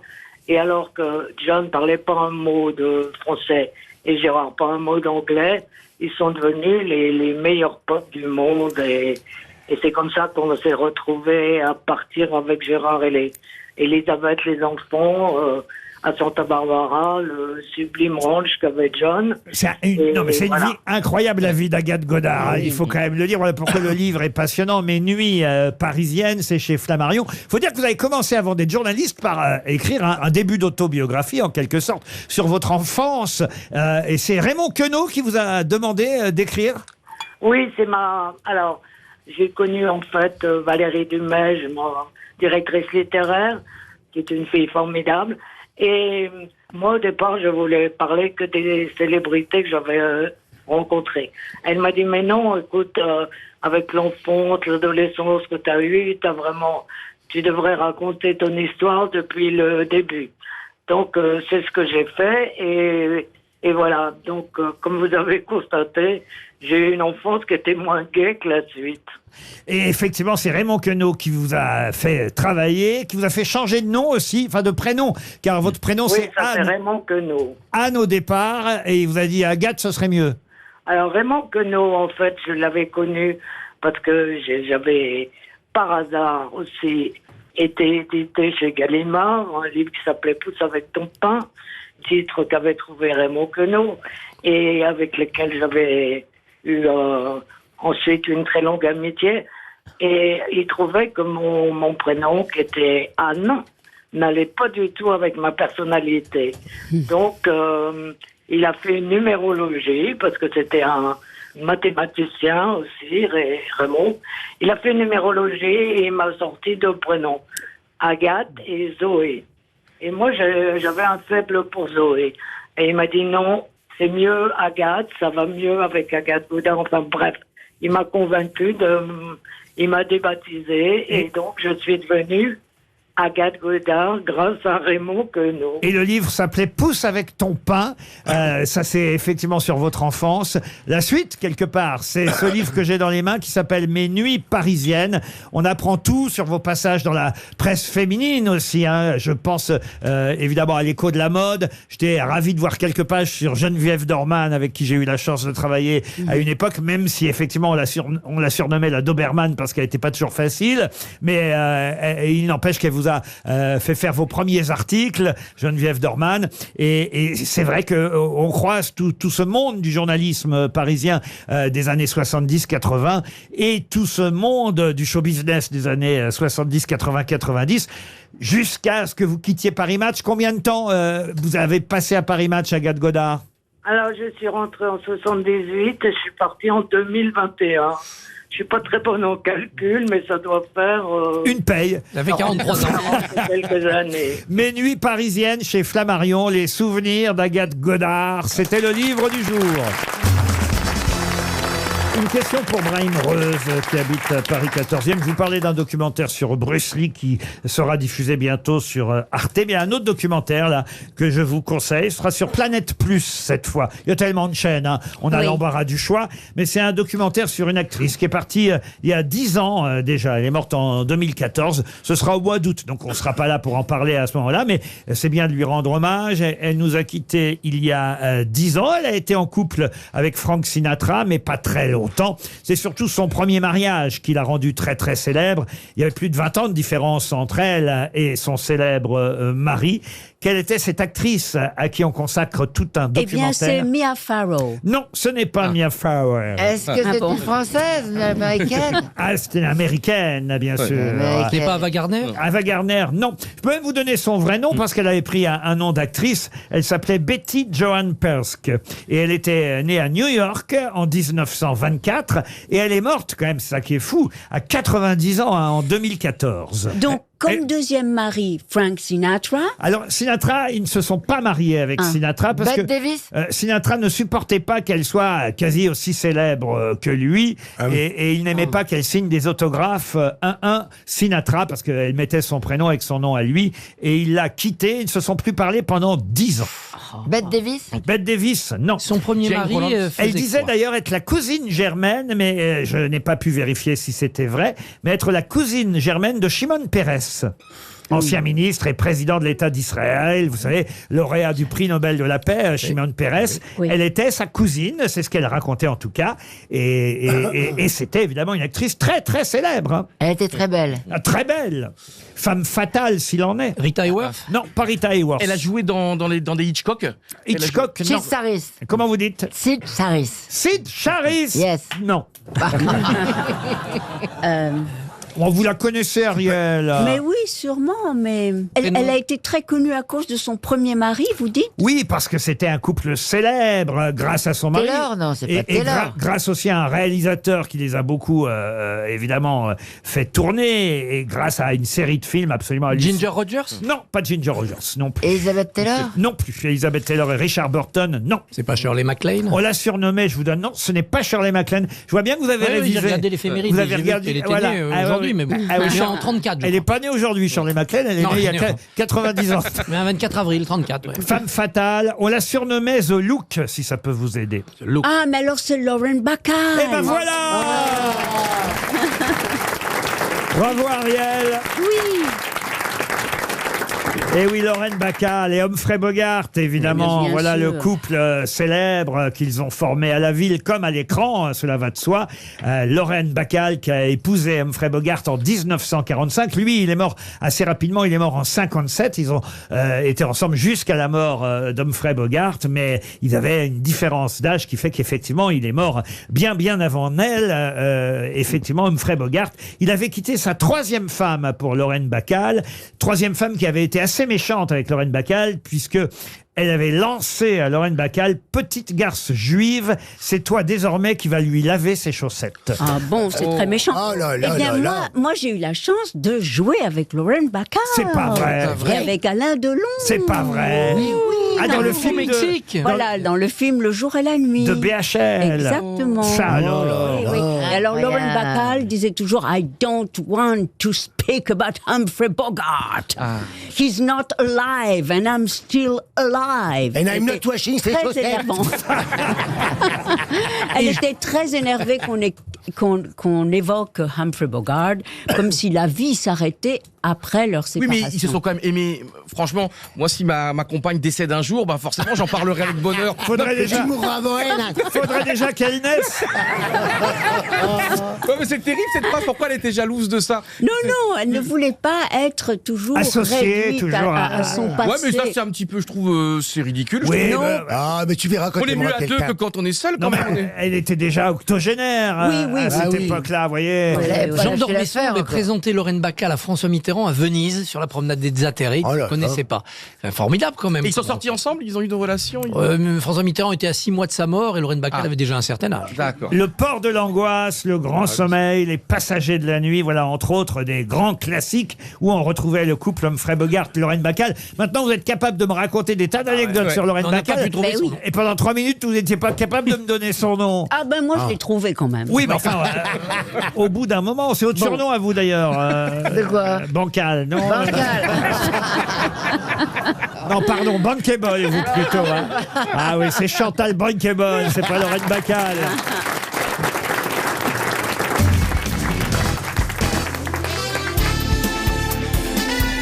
Les grosses têtes de Laurent Ruquier, c'est de 15h30 à 18h sur RTL. Toujours avec Christophe Barbier, Ariel Dombal, Johan Rioux, Adil Rami, Jean-Philippe Janssen et Chantal là-dessous. Puisque vous avez révisé l'éphéméride, Monsieur Barbier, profitons-en alors. Il y a eu un mariage célèbre le 24 avril, un 24 avril. Oui. Un mariage pendant lequel l'archevêque a dit à la mariée « Vous serez pour lui une île paisible au milieu des flots grondants, une île où s'épanouissent roses et violettes. » Serait-ce le mariage de Sissi et de François-Joseph d'Autriche? Excellente réponse. Sissi impératrice. Sissi l'opératrice. Elle a vraiment existé, hein, Sissi, hein? Ah, bien sûr, Élisabeth d'Autriche, elle meurt en 1914, poignardée à Genève. Oh là là. Voilà, pas poignardé, poinçonné. C'est vrai, c'était un petit surin. Voilà. En tout cas, le mariage entre Sissi et son empereur a eu lieu le 24 avril 1854. Très beau mariage, paraît-il, un mariage religieux. La cérémonie a commencé à 18h à Vienne. Hein, c'était dans l'église des Augustins à Vienne. Pour l'occasion, l'intérieur fut décoré de précieuses tapisseries des Gobelins. Je ne sais pas si vous voyez un peu. Oui, quand même, la mariée est entrée dans l'église avec sa mère et l'archiduchesse Sophie. Il y a un tunnel qui reliait les appartements impériaux à l'église, carrément. Je vous décris le mariage, mesdames et messieurs. Et elle est enterrée là, d'ailleurs. Et l'archevêque, paraît-il, a fait un discours interminable. La famille n'en pouvait plus. Et puis, quand même, à un moment donné, ils ont demandé, évidemment, comment il s'appelait, lui, le mari, et vous dites François-Joseph. François-Joseph. Ils ont demandé à François-Joseph, voulez-vous épouser la petite? Il a dit oui. Non, il a dit ya. Ya. Il a dit ya. Mais il devait épouser la sœur. Et elle, on lui a demandé, voulez-vous épouser François-Joseph? Elle a dit si. D'où le surnom. D'où le surnom qui est resté à travers les âges. Hein. Mais pourquoi elle était malheureuse, Sissi? J'ai l'impression. Vous avez joué Sissi l'impératrice? Alors j'ai joué Sissi l'impératrice et j'ai donc été poinçonnée. Et Par qui Eh bien, ça s'est passé à Leningrad, enfin à Saint-Pétersbourg. On jouait ça. Et je me souviens que quand j'étais agonisante dans mon sang, donc je jouais la mort de Sissi l'impératrice, enfin la dernière partie de sa vie. Et donc, on était sur un quai à Saint-Pétersbourg, et puis il y avait des touristes qui arrivaient, et puis ils m'ont vu par terre comme ça parce que ils allaient visiter le grand château de Peterhof. Et donc voilà. Et alors non, mais donc c'est la meuf de l'Indien, je la reconnais. Non mais Ariel, vous avez fait beaucoup de choses en fait. Eh ben il faut bien, parce quand que moi je même. me suis arrêté à Maïtika et Mimisiku. Hein. Eh ben voilà, comme les touristes russes. Un Indien dans la ville. Vous avez fait un joli mariage religieux avec Pamela Anderson? Non, vous n'êtes pas marié. Non. Ah non. Moi franchement, je mérite une médaille. Pourquoi? Parce qu'elle se marie au bout de 4 jours, une semaine. Hein. Et moi j'ai duré 2 ans sans mariage. Parce que moi je suis anti-mariage moi. Est-ce que c'est ta plus belle histoire d'amour? C'est une très belle histoire. Ah oui. Ouais, j'ai aucun regret. Elle est très jolie et en plus elle est très marrante. Ah oui. Ah bah oui. Et si tu veux la revoir, elle va partir. Parce que c'est un truc énorme. Sur la chaîne L'équipe, on va diffuser pendant des mois et des mois. On va rediffuser Alerte à Malibu tous les après-midi. Ça revient d'après-midi Non, de mais- 13h50 jusqu'à 15h50. Et donc si tu veux la revoir, tranquille, elle sera en bikini 91, 92, 93. Oui, la chaîne L'équipe rediffuse Alerte à Malibu. Mais ça y est, elle a mis les bouts depuis un moment là maintenant. Hein. Où vous en êtes d'ailleurs avec votre fiancé là? J'ai pas le droit d'en parler. Pourquoi? Parce que sinon elle divorce. Oh, mais t'es pas marié. Elle m'a dit Mais elle est à Paris, elle est montée à Paris. Elle m'a dit je t'aime cette nuit par texto et tout. Et vous savez, elle a fait le cœur, vous savez, alarme en rose. Le cœur, et c'est des tests, le cœur alarme et Et tout. l'aubergine, elle a envoyé l'aubergine aussi. Non, elle est pas comme ça, elle est très élégante, ma chérie. Elle est très élégante et puis elle est très fidèle, elle est très, comment dire, bravo. elle essaye vraiment, c'est un Ah truc bah de... ça, j'imagine. Elle en a chopé un, elle va pas le lâcher. Adil, tu me donneras des conseils ou pas, Adil? Parce que toi, je sais que t'es un serial derrière ton côté moi, très... tu devrais tenter des choses. Par exemple, l'aubergine, c'est une bonne idée. Mais Ah derrière, non, faut mettre les gouttes. C'est quoi les gouttes Mais c'est vulgaire. C'est quoi les gouttes? C'est quoi ça? Elle va te le dire. Une annonce de pluie, ça veut dire qu'il va essayer Attends, je l'envoie. Donc on met aubergine. Aubergine. Tu mets aubergine, une goutte, un abricot. Alors c'est quoi l'abricot déjà? C'est marrant les nouveaux rébus. Hein. Ah ouais. T'aimes bien les clafoutis? Mais est-ce que Adil, Et si elle comprend pas et qu'elle se vexe, tu lui dis mais attends, je comprends pas, est-ce que tu veux venir faire les courses? Est-ce que je prends des légumes et de l'eau? C'est tout. Voilà. Est-ce que Adil, je suis sûr que t'as beaucoup souffert en amour parce que t'es un mec gentil. Et je suis sûr que tu t'es fait berner plusieurs fois. Ah bah bien sûr, c'est plusieurs fois, t'as tout le monde. Ah, oui. C'est vrai. Didier Deschamps l'a emmené en voyage, puis rien. Ils n'ont pas consommé. C'est vrai. Hein. Ah, parce bah que oui. en fait, t'as un cœur sur pattes et tout. T'es l'un des mecs les plus gentils que je connais. Merci. Mais c'est vrai parce que Je suis sensible et du coup je perds confiance aux femmes. Et je sais que tu pleures. Mais souvent parce que aussi j'ai pas confiance en moi parce que je suis pas sûr de T'as pouvoir pas rester, confiance en tu toi? vois. Non. J'ai pas confiance en moi pour pouvoir rester droit. Ah, tu vas à gauche à droite quoi. Bref, tu es à gauche à droite. Allez, bref, ça y est, les gars, je suis mort. Ça y est, c'est fini pour moi. C'est vrai. Combien de temps t'as été fidèle au maximum? Quelques semaines? Quelques Mais jours? non, dès que je suis en couple, je suis fidèle. J'ai l'impression d'une interview par Mireille Dumas. Mais c'est mon vrai destin, vous savez. Hein. Pendant de très très nombreuses années, j'étais vraiment le confesseur des footballeurs. Je faisais de longues interviews. Mais d'ailleurs, Adil, je t'avais eu évidemment au téléphone en 2000. Je peux prendre la parole parce que vous voyez là, on se rend compte de ce que ce serait l'émission si c'est vous qui l'animiez. Pour Claire Chinazi qui habite Arbois dans le Jura, une question de vocabulaire. Pouvez-vous me dire comment on appelle un policier de manière péjorative en argot? Mais au départ, c'était un terme qui désignait les officiers chargés de la surveillance dans les bagnes. Alors un flic. Un flic, non. Un condé. Un poulet. Un condé, non plus. Un poulet, non. Une hirondelle. Une hirondelle, non. Personne. Un garde-chourme? Un garde-chourme, non. C'était dans les galères, dans les bagnes, ceux qui surveillaient les forçats. Et puis, c'est devenu un terme plus général pour désigner tous les agents de police, mais de manière péjorative. Un keuf? Un keuf, non, non, alors attention, c'est pas un terme que les jeunes utilisent aujourd'hui. On trouve... Les jeunes, ils disent pas keuf. Hein. C'est pas un condé. Un condé, non plus. Un képi? Non. Un carabinieri. Ah, oh, Mais on s'en sert maintenant, ce mot? c'est plus littéraire aujourd'hui. C'est un terme péjoratif, argotique, pour désigner un flic. Mais au départ, c'était bien ceux qui surveillaient les bagnards. Déjà, quand on surveille dans un quartier, s'il y a des flics ou pas, on crie 22. Ah oui, 22 v'là les flics. 22, ça veut dire c'est le voilà, c'est on peut dire qu'il y a les condés. Il y a le 22 Agnières et 22 v'là les flics, mais là ça n'a rien à voir avec ça, monsieur Rami. Alors non, on a déjà dit garde-chourme. Oui, on a dit garde-chourme. Alors c'est dans les galères. Hein. C'est un seul mot dans les bagnes, les galères. C'était celui qui surveillait les bagnards, celui qui surveillait les prisonniers. C'est un nom d'animal? Et c'est devenu péjoratif pour désigner tous les policiers. Et même un contremaître, on pouvait aussi parfois, dans le jargon parisien, l'appeler ainsi. Vous voyez, c'est pas lié à leur accoutrement, quelque chose lié à leur physique. Non. Mais ça a une notion de surveillance. Ah, je sais, peut-être un pion. Non, ça vient... un morpion. Un pion, non. Ça vient, vous alliez dire? Oui, ça vient. Oui, ça vient, alors ça vient. Ça vient du latin, ça vient du grec, ça vient d'un... Ça vient d'où? Ça vient de par où?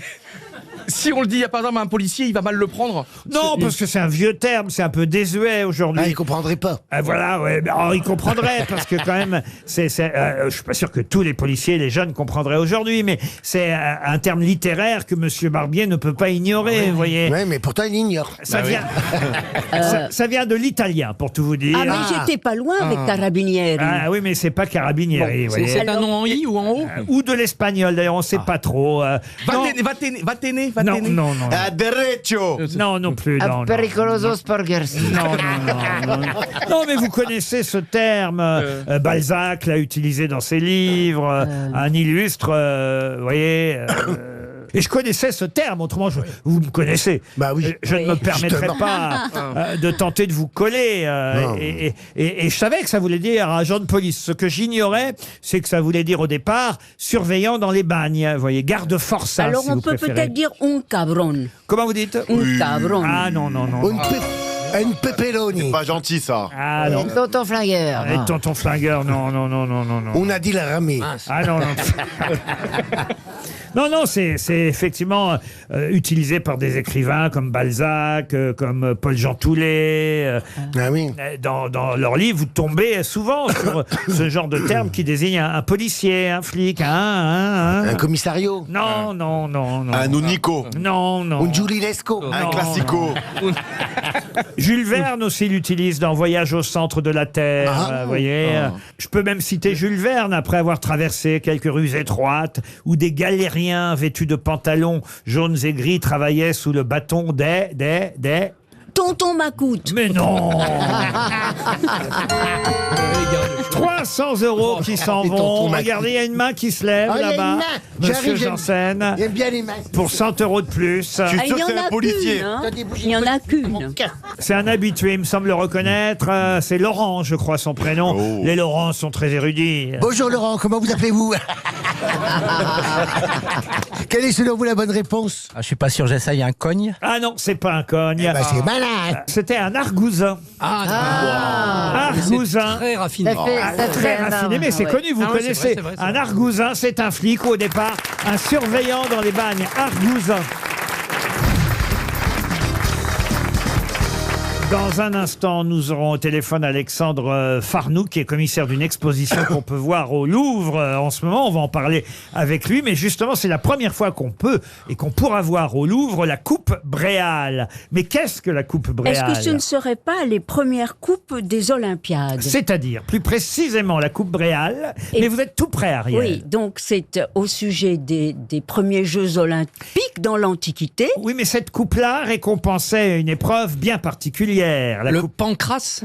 Pas le pancrace. La course. Alors, c'est-à-dire... La course à pied. Oui, mais Le marathon. Le marathon, oui, c'est la oui. coupe qui récompensait à nouveau le marathon. Et elle s'appelle Bréal, du nom de celui qui a eu l'idée de faire revivre le marathon. C'est bien ça, monsieur Farnoux, bonjour. Oui, bonjour. Oui. C'est tout à fait ça. Oui. C'est la coupe qui récompense le premier vainqueur au marathon d'Athènes de 1896 et qui était un grec, Spiridon Louis. Louis Spiridon. Et là, on est à la fin du 19e siècle, Oui. quand on relance les Jeux Olympiques. C'est bien ça? C'est bien ça, oui. C'est les premiers jeux nouvelles manières qui sont restaurés par Pierre de Coubertin et toutes les personnalités autour de lui Et qui ont lieu à Athènes. Et parmi ces personnalités, le fameux Michel Bréal, qui Oui. donne son nom à cette coupe, donc. Tout à fait. Michel Bréal, qui est en fait pas du tout un sportif, qui est un philologue, linguiste, théoricien du langage et théoricien de l'éducation, et qui a eu cette idée au fond de sa bibliothèque en lisant Hérodote, qui raconte l'histoire du messager athénien qui vient annoncer à la ville d'Athènes la victoire de Marathon après avoir parcouru les 40 kilomètres qui séparent la plaine de la ville.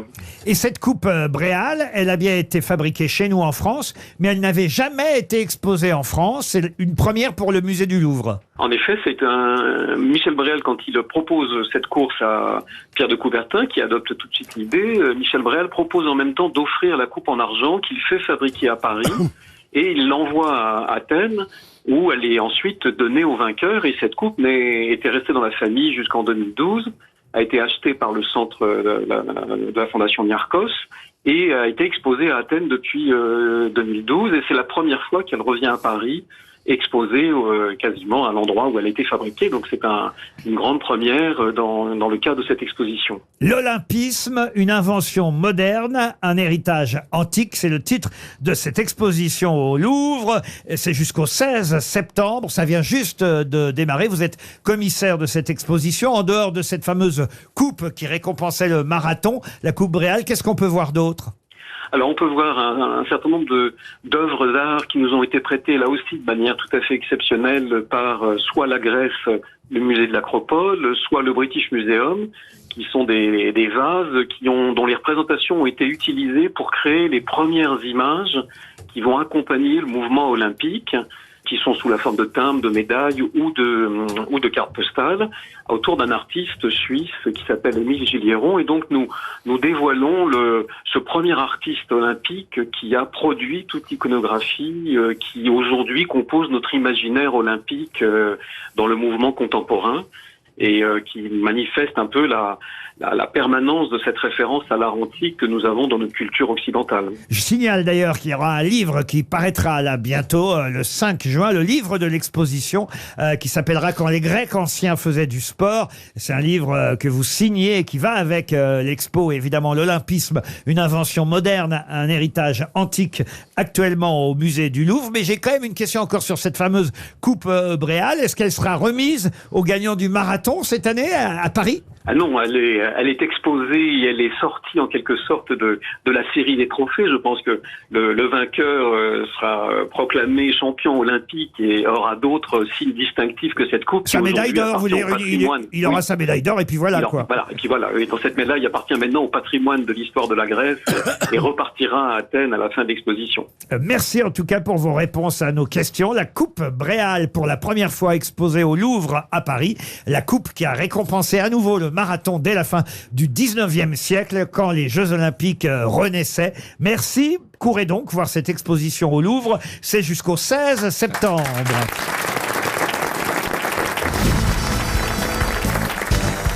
Une question pour Stéphanie Metter. Je vais vous donner quelques titres de films. À vous de retrouver l'acteur qui est le point commun entre ces films. Que personne ne sorte. Faites sauter la banque.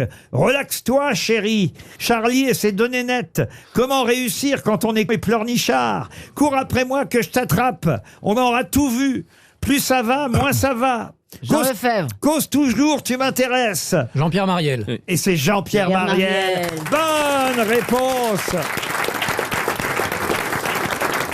Bonne réponse de Christophe Barbier. Les Grands-Ducs. Disparu il y a 5 ans aujourd'hui. Et oui, de voilà pourquoi j'en parle. Évidemment, Jean-Pierre Mariel est mort il y a 5 ans jour pour jour. Déjà. Et c'est vrai que j'ai fait un peu exprès de prendre, on va dire plutôt les nanars de sa filmographie. C'est plutôt rassurant de voir qu'un acteur, qui quand même était un acteur brillant, hein, Jean-Pierre Mariel. Et c'est vrai qu'on cite plutôt d'autres films quand on parle La galette de lui. de Les Galettes. Les Galettes de Pont-Aven, par exemple, ou Que la fête commence de Bertrand Tavernier.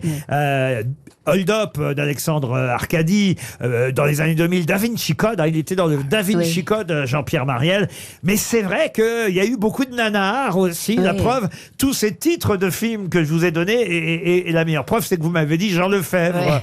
Vous voyez, hommage quand même à Jean-Pierre Mariel, qui était bien à l'affiche de Faites sauter la banque, Relaxe-toi chérie, Que personne ne sorte, ou encore Plus ça va, moins ça va. Et Laurent, d'ailleurs, c'est étonnant parce qu'il y a eu une autre mort célèbre ce jour-là. Un autre artiste français qui est mort le même jour. En même temps que Jean-Pierre Mariel. Oui, allez-y. C'est Dick Rivers. C'est Dick Rivers. Dick Rivers, c'est un grand artiste quand même. C'est lui qui a mis le. Il est mort le jour de son anniversaire. Voilà, il est mort le jour de son anniversaire, oui. 24 avril, en 2019. Non mais Dick Rivers, c'est énorme. Tu connais Dick Rivers? Non mais en fait, je suis en train de comprendre. Parce qu'il y en a qui révisent avant de venir ici. Donc maintenant, je vais me réveiller le matin. Je vais marquer mort du jour. Voilà. En fait, il faut faire. Oui, c'est ça. Ah, vous m'avez bien dit, moi je suis venu tranquille à poil. Ouais. Mais voilà, c'est ça. Par exemple, tout à l'heure on a parlé de Shirley MacLaine, elle est effectivement elle aussi dans les morts du jour, enfin pas dans les morts, dans les naissances, dans les anniversaires du jour. Elle a 90 ans aujourd'hui, Shirley MacLaine. Oh là, je vais réviser. 90 ans, c'est une actrice, danseuse, chanteuse un peu aussi, Shirley MacLaine. Pas pour trouver une réponse, j'ai tapé parce qu'en fait, je trouvais qu'il avait une voix de Disney. Ah oui. Alors j'ai juste tapé pour savoir s'il avait fait des voix dans Disney. En fait, je me suis pas trompé. Il a fait Aladdin. Il a chanté dans La Belle et la Bête. Mais tout tu ça, connaissais pas Frank Sinatra? Si, de nom. La plus belle voix du monde. My Way, c'est lui qui chante My Way. Ah oui, bah oui. Et New York. Ah ça oui. Et ben ça voilà. oui. Ça avec un petit verre de whisky le soir, c'est un kiff. Oh là ouais. J'aimerais que vous retrouviez plutôt le nom d'un grand écrivain américain. Un écrivain américain mort, lui, à 20 ans. C'est un écrivain culte pour les États-Unis. Il était atteint de la tuberculose dès l'âge de 18 ans. Et voilà, il a été souffrant toute une partie de sa vie, il faut bien dire. Même s'il est mort plutôt âgé, puisqu'il était né en 1928 et il est mort en 2004, il y a 20 ans. Traduit en 12 langues, ses livres ont été rares, peu nombreux, mais tout de même, ils ont marqué les esprits. Je vais citer Last Exit to Brooklyn ou encore Le Démon, adapté d'ailleurs au cinéma. Quel était l'auteur de ces livres, un grand écrivain américain? Alors, est-ce que ce ne serait pas James Ellroy? Ce n'est pas James Ellroy. C'est pas Jack Kerouac. Comment vous dites? Kerouac. Jack Kerouac? Non. Et ça, c'est évidemment pour Monsieur Barbier. que je C'est pose toujours que l'école, c'est pour moi. Voilà. cette Et si je question. réponds pas, j'ai la honte. Voilà. Est-ce que ce ne serait pas Jonathan Irving? Non. J'essaye des trucs. Non, son premier ouvrage a fait scandale. Ça a fait exploser l'Amérique. Vous voyez, il a été l'objet d'un procès pour obscénité en Angleterre. C'est pas Brett quelque chose. Brett Interdit de traduction en Italie. Brett Easton Ellis. Non, c'est peut-être Lolita. Non, C'est pas Truman Capote. non, interdit à la vente aux mineurs dans plusieurs États des États-Unis. Son premier livre s'est vendu à 750 000 exemplaires. Vous voyez. Pas Ce James n'est pas Ellroy. Nabokov. Non, c'est pas Nabokov. Non. Et il est mort à Los Angeles. Il est né à New York, un écrivain américain qui s'appelait. C'est un John, non? Ah non, c'est pas John. Ah oui, c'est un Paul. Je peux vous donner son prénom si ça vous aide. Moi, ça m'aiderait beaucoup. Hubert. Ah Hubert Auriol. Hubert Reeves. Non, c'est terrible. Hein. Il est mort il y a 20 ans et il y a eu des tas d'articles là, chez nous en France. Il y a eu des documentaires. Ses romans, ses nouvelles ont été adaptés à l'écran. Le film Last Exit to Brooklyn existe. Mais oui, c'est des polars. Requiem for a Dream aussi. Ah oui. Ah, Requiem for a Dream. Oui, ça vous dit quelque chose, ça. Est-ce qu'il a un nom vraiment américain? Il y a eu un documentaire en France réalisé par Ludovic Cantet. On le surnommait le puritain débauché, si ça peut vous aider. Il semblait bien, puritain démoché. Hubert, c'est son prénom d'écrivain ou c'est son vrai prénom? C'était son vrai prénom. Non, il s'appelait ainsi, Hubert. Et ainsi, il signait ses livres ainsi. Oui, alors je peux même vous dire qu'il y a Junior derrière son nom, si ça peut vous aider. Hubert Koenig Junior. Ah non, ça c'est Harry Koenig Junior. Ah, ça. ouais. Et c'est pas Donnet Junior, c'est Robert Donnet Junior, l'acteur. Ah oui, ça c'est autre chose Hubert. encore. Non, mais on va encore donner 300 balles. Hein. Mais qui c'est que c'est? C'est pas un écrivain ch'ti là dont je vous C'est parle. Hubert Conrad. Non, il a quitté l'école à l'âge de 15 ans, il s'est engagé dans la marine marchande et il avait la tuberculose. C'est vraiment en perte de vitesse, hein, Barbara. Ouais. Oh là là. Déjà, la littérature française, j'ai du mal. Alors, la Non, littérature américaine, ce n'est pas Jack London. Non, il a été Hubert. opéré, il a perdu une partie de son poumon. Ah oui, ça c'est terrible ça. Il va rester 4 ans à l'hôpital, vous voyez. 4 ans. Ah oui, 4 ans à l'hôpital. C'est pas Malcolm. Et c'est là qu'il s'est dit, tiens, peut-être que je pourrais devenir écrivain, voilà. Ah oui. Hubert Marlowe Reeves. Non, après, il a été dépendant à l'héroïne. Hubert Margarine. Comment vous dites? Hubert Margarine. Non. Après, il a eu des problèmes d'alcool, il est devenu dépendant à l'héroïne. Et d'ailleurs, on dit que Brett Easton Ellis s'est inspiré de son livre Le Démon pour écrire American Psycho, vous voyez. Hubert Ellis. Comment vous dites? Hubert Ellis. Non, Hubert Ellis. on va donner 300 balles. Voilà. Alors, Est-ce que quelqu'un connaît le nom de cet écrivain américain? non, là, bien sûr, ça bravo. Hein. Ah bah voilà, vous aurez au moins appris quelque chose. C'était Hubert Selby Jr. Ah oui. Non. Hubert Selby Jr. qui nous coûte 300 €. Une question de vocabulaire, histoire de faire rougir Monsieur Barbier qui vient C'est de ma journée, hein. lamentablement sécher sur Hubert Selby Jr. Non, mais décevant. Ah, Pour Joseph Richier qui habite Pluvaux en Côte d'Or, pouvez-vous retrouver ce mot anglais, mais mot anglais qui est dans le dictionnaire français, qui désigne un ensemble des nobles non titrés en Angleterre. Les nobles non titrés, mais ayant droit à des armoiries. Est-ce que c'est les snobs? Les snobs, non. Non, on dit là, c'est La gentry. La gentry. Bonne réponse. Bravo. De Christophe Barbier.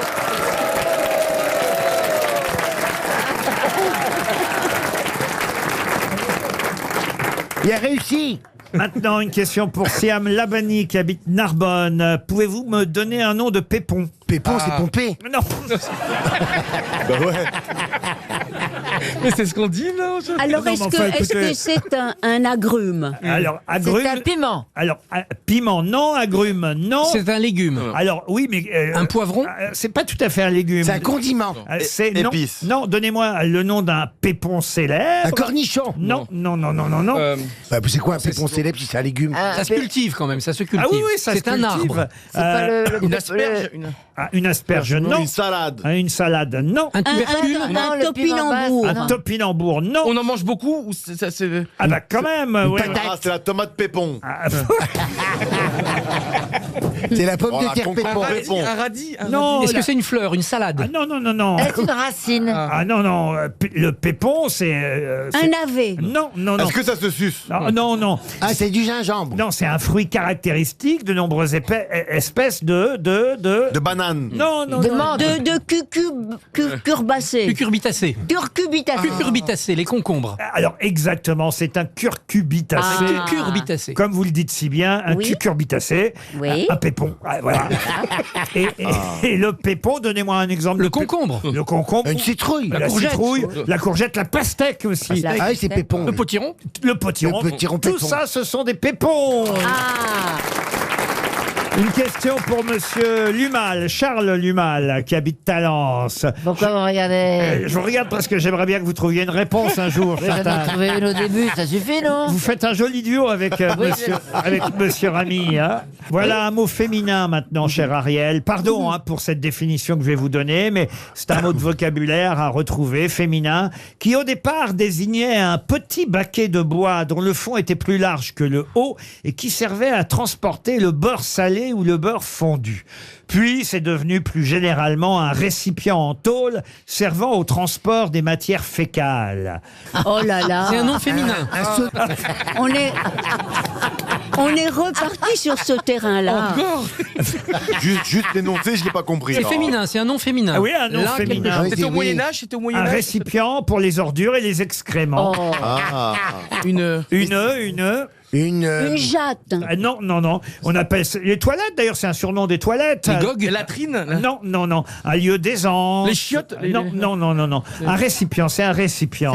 Une Fiole, une fiente. Une... Non, une fiente. Un non. ladies room. Non. Alors c'est vrai qu'au pluriel, ça équivaut aux toilettes. C'est pas les gogues. Non, c'est pas les gogues. Non, mais au départ, c'était un récipient pour le beurre salé ou le beurre fondu. Puis Une latrine. non, pas latrine. Non, non, et d'ailleurs c'est marrant parce que je ne connaissais pas la définition exacte de ce mot. Et là encore, ça me rappelle une plaisanterie de mon papa à propos d'un chanteur. Alors, c'est papa. Parce que Claude François avait ses danseuses qui s'appelaient Les Claudettes. Les Claudettes. Et mon père disait, tiens, bah, ce chanteur-là, lui, il a ses... Les C'est goguettes. goguettes, c'est Les goguettes. goguettes. Non, non, non. Et- C'est coquette, c'est coquette. Non, non, non. Ça mais se là, termine faut- en hête. Ça se termine en hête. Ça se termine en hête, oui, évidemment. Ah, Voilà. allez, C'est pas les toilettes. Et si vous trouvez le chanteur de départ, vous trouverez évidemment le nom du récipient. Les Ah, cacahuètes. parce qu'il faut aussi trouver un chanteur. Non, J'ai trouvé Laurent, j'ai trouvé. Allez-y. Donc Charles Trenet, les Trenettes. non, les traînettes, non, non, non. mais- C'est pas de chance, c'est pas Mais non, chance. ça fait le Les chanteur douanettes. qui part être Grégoire et c'est Tupperware. Grégoire et c'est Tupperware. Ah, je sais pas. J'essaie de comprendre. hein. Ah, vous avez dit que ça finissait de la même manière. Il faut trouver le chanteur. Il y a un chanteur qui s'appelle Grégoire. Alors, je me dis peut-être que c'est ça. Non. Ah, ce serait Grégoire et c'est Grégorette alors. Ah oui, ça peut-être peut être. Sardou et ses sardinettes. Et c'est très bien, vous avez compris en tout cas. C'est ça le principe. Oui, oui. Eh oui. C'est pas Ah, les- il était drôle, mon père. hein. Eddie Michel. Les, et Charles- les Antonettes, les Antonettes. Non, mais là, c'est un chanteur de l'époque, un des chanteurs les plus célèbres en France. Les Alidettes. Mais non, avant, plus vieux que ça. Français. On est plus de la Ah, alors génération. Charles Trenet, les traînettes. Non, ça on l'a déjà dit. Tino Les Rossi. chevalettes. Les chevalettes. On est plus. Tino Rossi et ses Rossinette. Alors non, Les rossettes. Les tinettes, les tinettes, les tinettes, bien sûr, les tinettes. Tino et ses tinettes. Bonne réponse. Sur les bateaux, on dit ça encore. Eh oui. Allez à la tinette. ouais. Une tinette, c'est bien le petit baquet de bois dans lequel on mettait au départ le beurre fondu ou le beurre salé. C'est devenu ensuite le récipient des toilettes où on transportait les excréments. Quel rapport avec le beurre? On dit parfois les tinettes pour les toilettes, mais une tinette au départ c'est bien un récipient. Et c'est vrai que quand mon père voyait Tino Rossi à la télé, il disait ah bah après Clo-Clo et ses Claudettes, voilà Tino et ses tinettes. Non, mais enfin, il faut pas se tromper entre tinette et dinette. Hein. Ah non, parce que tu ne faudrait pas dans la sierre. Voilà une jolie remarque d'Ariel Dombal. RTL, c'est l'heure de l'invité du jour. Ah, notre invité du jour fut César du meilleur espoir pour le film de Maurice Pialat, Nos Amours. Elle fut aussi César de la meilleure actrice pour le film d'Agnès Varda, Sans toi ni loi. Mais elle est à l'affiche d'un film qui est sorti aujourd'hui. Je vous demande d'accueillir Sandrine Bonner. À l'affiche du Mangeur d'âme. Le Mangeur d'âme. Une enquête policière dans les Vosges qui sort aujourd'hui dans les salles de cinéma avec Virginie Ledoyen et Paul Ami dans le rôle des principaux enquêteurs. Un gendarme joué par Paul Ami, une enquêtrice jouée par Virginie Ledoyen, spécialistes l'un et l'autre des enquêtes et des disparitions inquiétantes.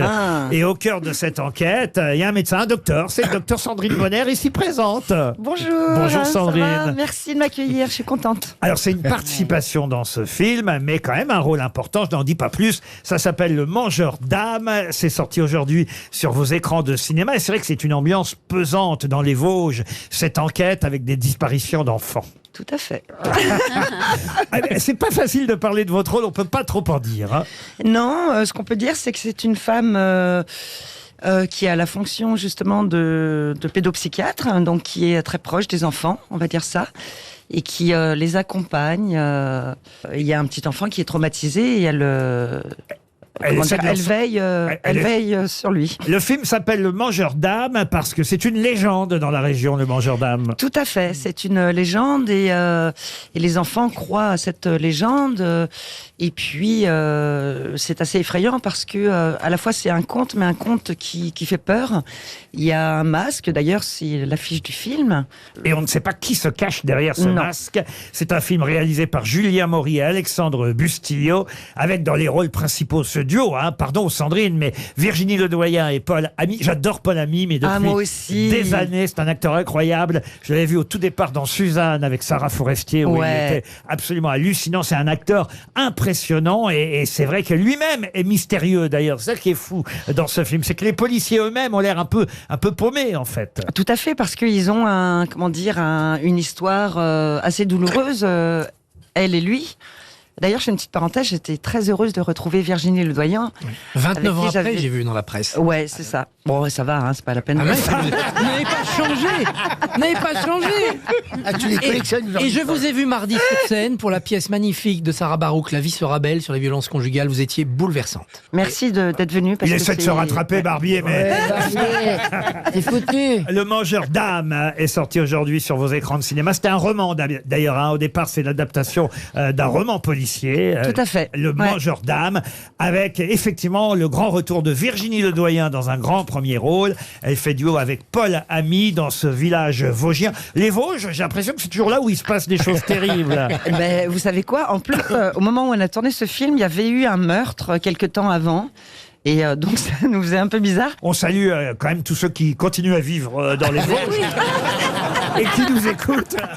Oui, pardon. Mais il y a eu des loups-garous, non, dans les Vosges. J'en ai eu un à la maison, des loups-garous. Et Gévaudan ?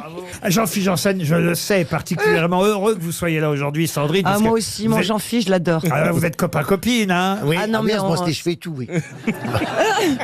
C'est un grand amour. Oui, voilà, c'est ça, c'est un grand amour. Quand je suis venu vous voir à Caen pour le rodage de votre spectacle, Sandrine Bonner était dans la salle. Pour me faire la surprise pour mon anniversaire, oui. Ah oui, oui. Tout à fait. Et je suis revenue depuis... Et elle était à ma dernière sur scène, elle a chanté La tendresse avec moi sur scène. C'est pas vrai.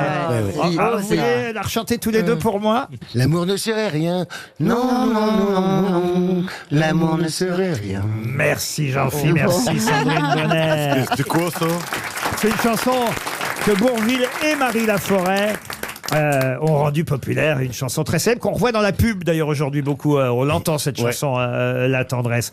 Mais alors j'ai encore mieux à vous proposer, Sandrine Bonner, encore plus haut que Jean-Philippe Janssen, le président de la République lui-même qui veut vous parler, Sandrine. Ah bah ça tombe bien parce que j'ai des choses à lui dire. Bonjour. Française, Français, bon air. Air pollué, air conditionné. Chère Sandrine, j'ai hâte d'aller voir votre film. En plus, Le Mangeur d'âmes, c'est comme ça qu'on me surnomme au gouvernement, depuis la réforme des retraites. Votre film est à l'honneur la belle région des Vosges, qui a vu naître le bonbon La Vosgienne et le petit Grégory. Effectivement, les deux sont dans une petite boîte et sont connus dans toute la France. Quelle horreur, Monsieur Lebray, n'avez pas honte.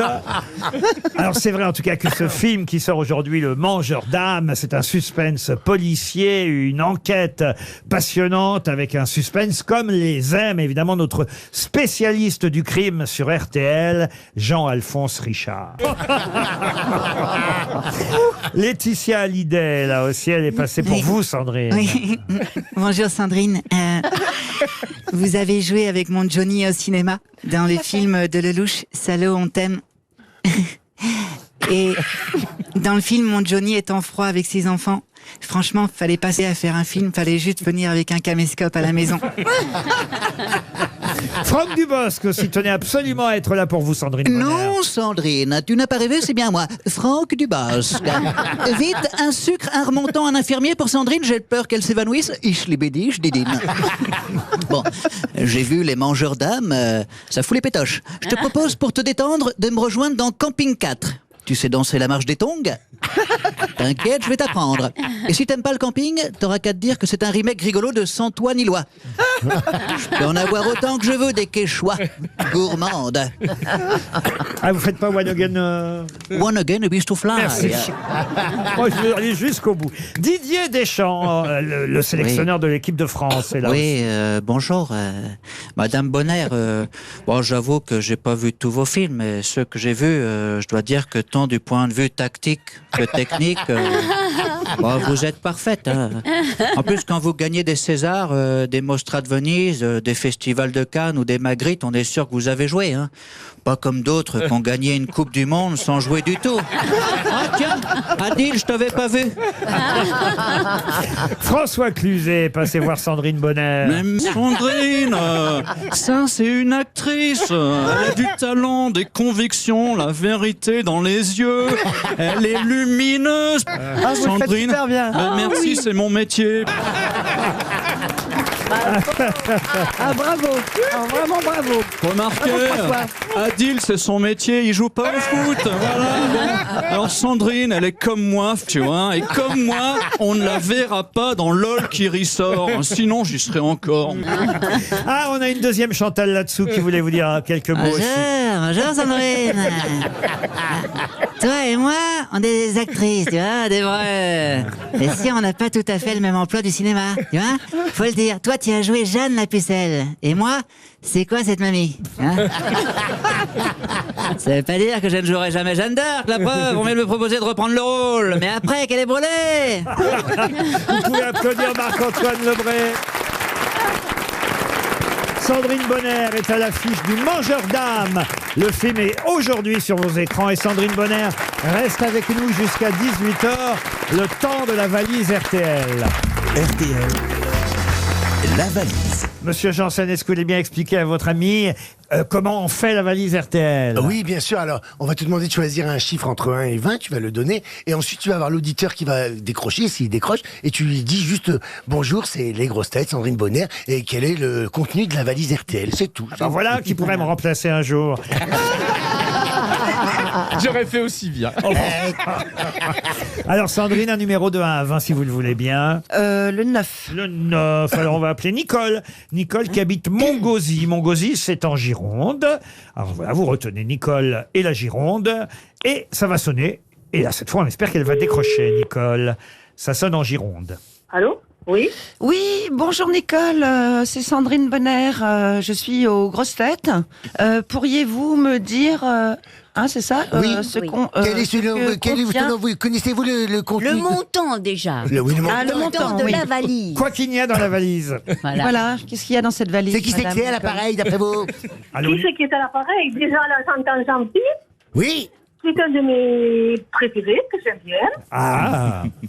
Et puis après, je n'en reviens pas. Être appelée, je suis vraiment... Surprise. Oh là là, oui. Quelle surprise, quelle joie. Ça, c'est tout Sandrine Bonner, ça. Elle prévient pas quand elle appelle. Non, j'appelle les gens comme ça, voilà. J'étais d'humeur à ça aujourd'hui. Elle est venue aujourd'hui nous parler d'un film qui sort dans les salles de cinéma qui s'appelle Le Mangeur d'âme, Sandrine Bonner. Et elle voulait vous porter chance avec la valise RTL. Alors écoutez, je vais essayer. J'espère que je suis à jour. Eh bien voilà. Allez-y. On vous écoute. 1024 euros. Ah non, pas 1024, non. Pas loin. Elle a été gagnée hier, la valise RTL. Ah, alors je l'ai pas. Aïe, aïe, aïe, aïe, aïe, aïe, aïe. 1044. À 1044 €, 2 albums d'Amy Winehouse. Et en plus, Caroline Dublanche a ajouté cette nuit un casque focal Listen Wireless. Un casque... Répétez pour voir. Un casque focal Listen Wireless. Il est compatible avec tous les smartphones. Il a un son incroyablement authentique signé Focal. Et il permet à l'auditeur toute l'ampleur et la puissance attendue d'un casque haute fidélité, voyez-vous. Répétez. Tout ça, c'est dans la valise, mais ça ne sera pas pour vous, hélas, Nicole. Je suis désolée, mais désolée. Ah, oui, vous étiez déjà parti loin de votre téléphone, surtout. Nicole, on va vous envoyer une montre RTL. Oui, ça me fait plaisir. J'aimerais bien aussi un album, si vous avez. Un album, un almanach, vous voulez dire? Un almanach, voilà. Un almanach. Allez, on vous envoie un almanach. Nicole, est-ce que vous voulez un loup-garou des Vosges? Et j'ajoute dans la valise RTL un séjour pour le festival Les Vieilles Charrues en plein cœur du Finistère en juillet prochain. Génial. C'est pas mal ça. Vous choisirez votre concert. RTL vous offre des places VIP et l'hôtel en Bretagne pour assister au festival des Vieilles Charrues. C'est à Carhaix chaque année. Et en juillet, cette année, il y a une programmation incroyable. Au programme Sting, Sam Smith, Simple Minds, David Guetta, Grand Corps Malade, Santa, Eddie De Pretto, Hervé, Olivia Ruiz, Céron, Gossip et Dadju. Génial. Belle affiche au festival des Vieilles Charrues à Carhaix dans le Finistère, dans la valise RTL, donc l'hôtel et des places pour aller au festival. Et puis, on va remercier Sandrine Bonner, bien qu'elle ne soit pas, on va dire, l'actrice principale du film, j'aime bien quand il y a marqué ça au début du film, avec la participation. Ah oui. Et quand c'est avec la participation, c'est que la personne est très très importante. Elle a une carrière exceptionnelle. Ah oui, oui. Incroyable. Mais croyez-moi, elle participe bien dans Le Mangeur d'âme. Ça sort aujourd'hui sur les écrans avec Sandrine Bonner, Virginie Ledoyen et Paul Ami. Merci Sandrine d'être venue nous en parler. Merci Laurent. À demain 15h30 pour d'autres grosses têtes. Et dans un instant, vous retrouvez Marc-Antoine Lebré chez Julien Cellier pour RTL. Bonsoir. Bonsoir Julien.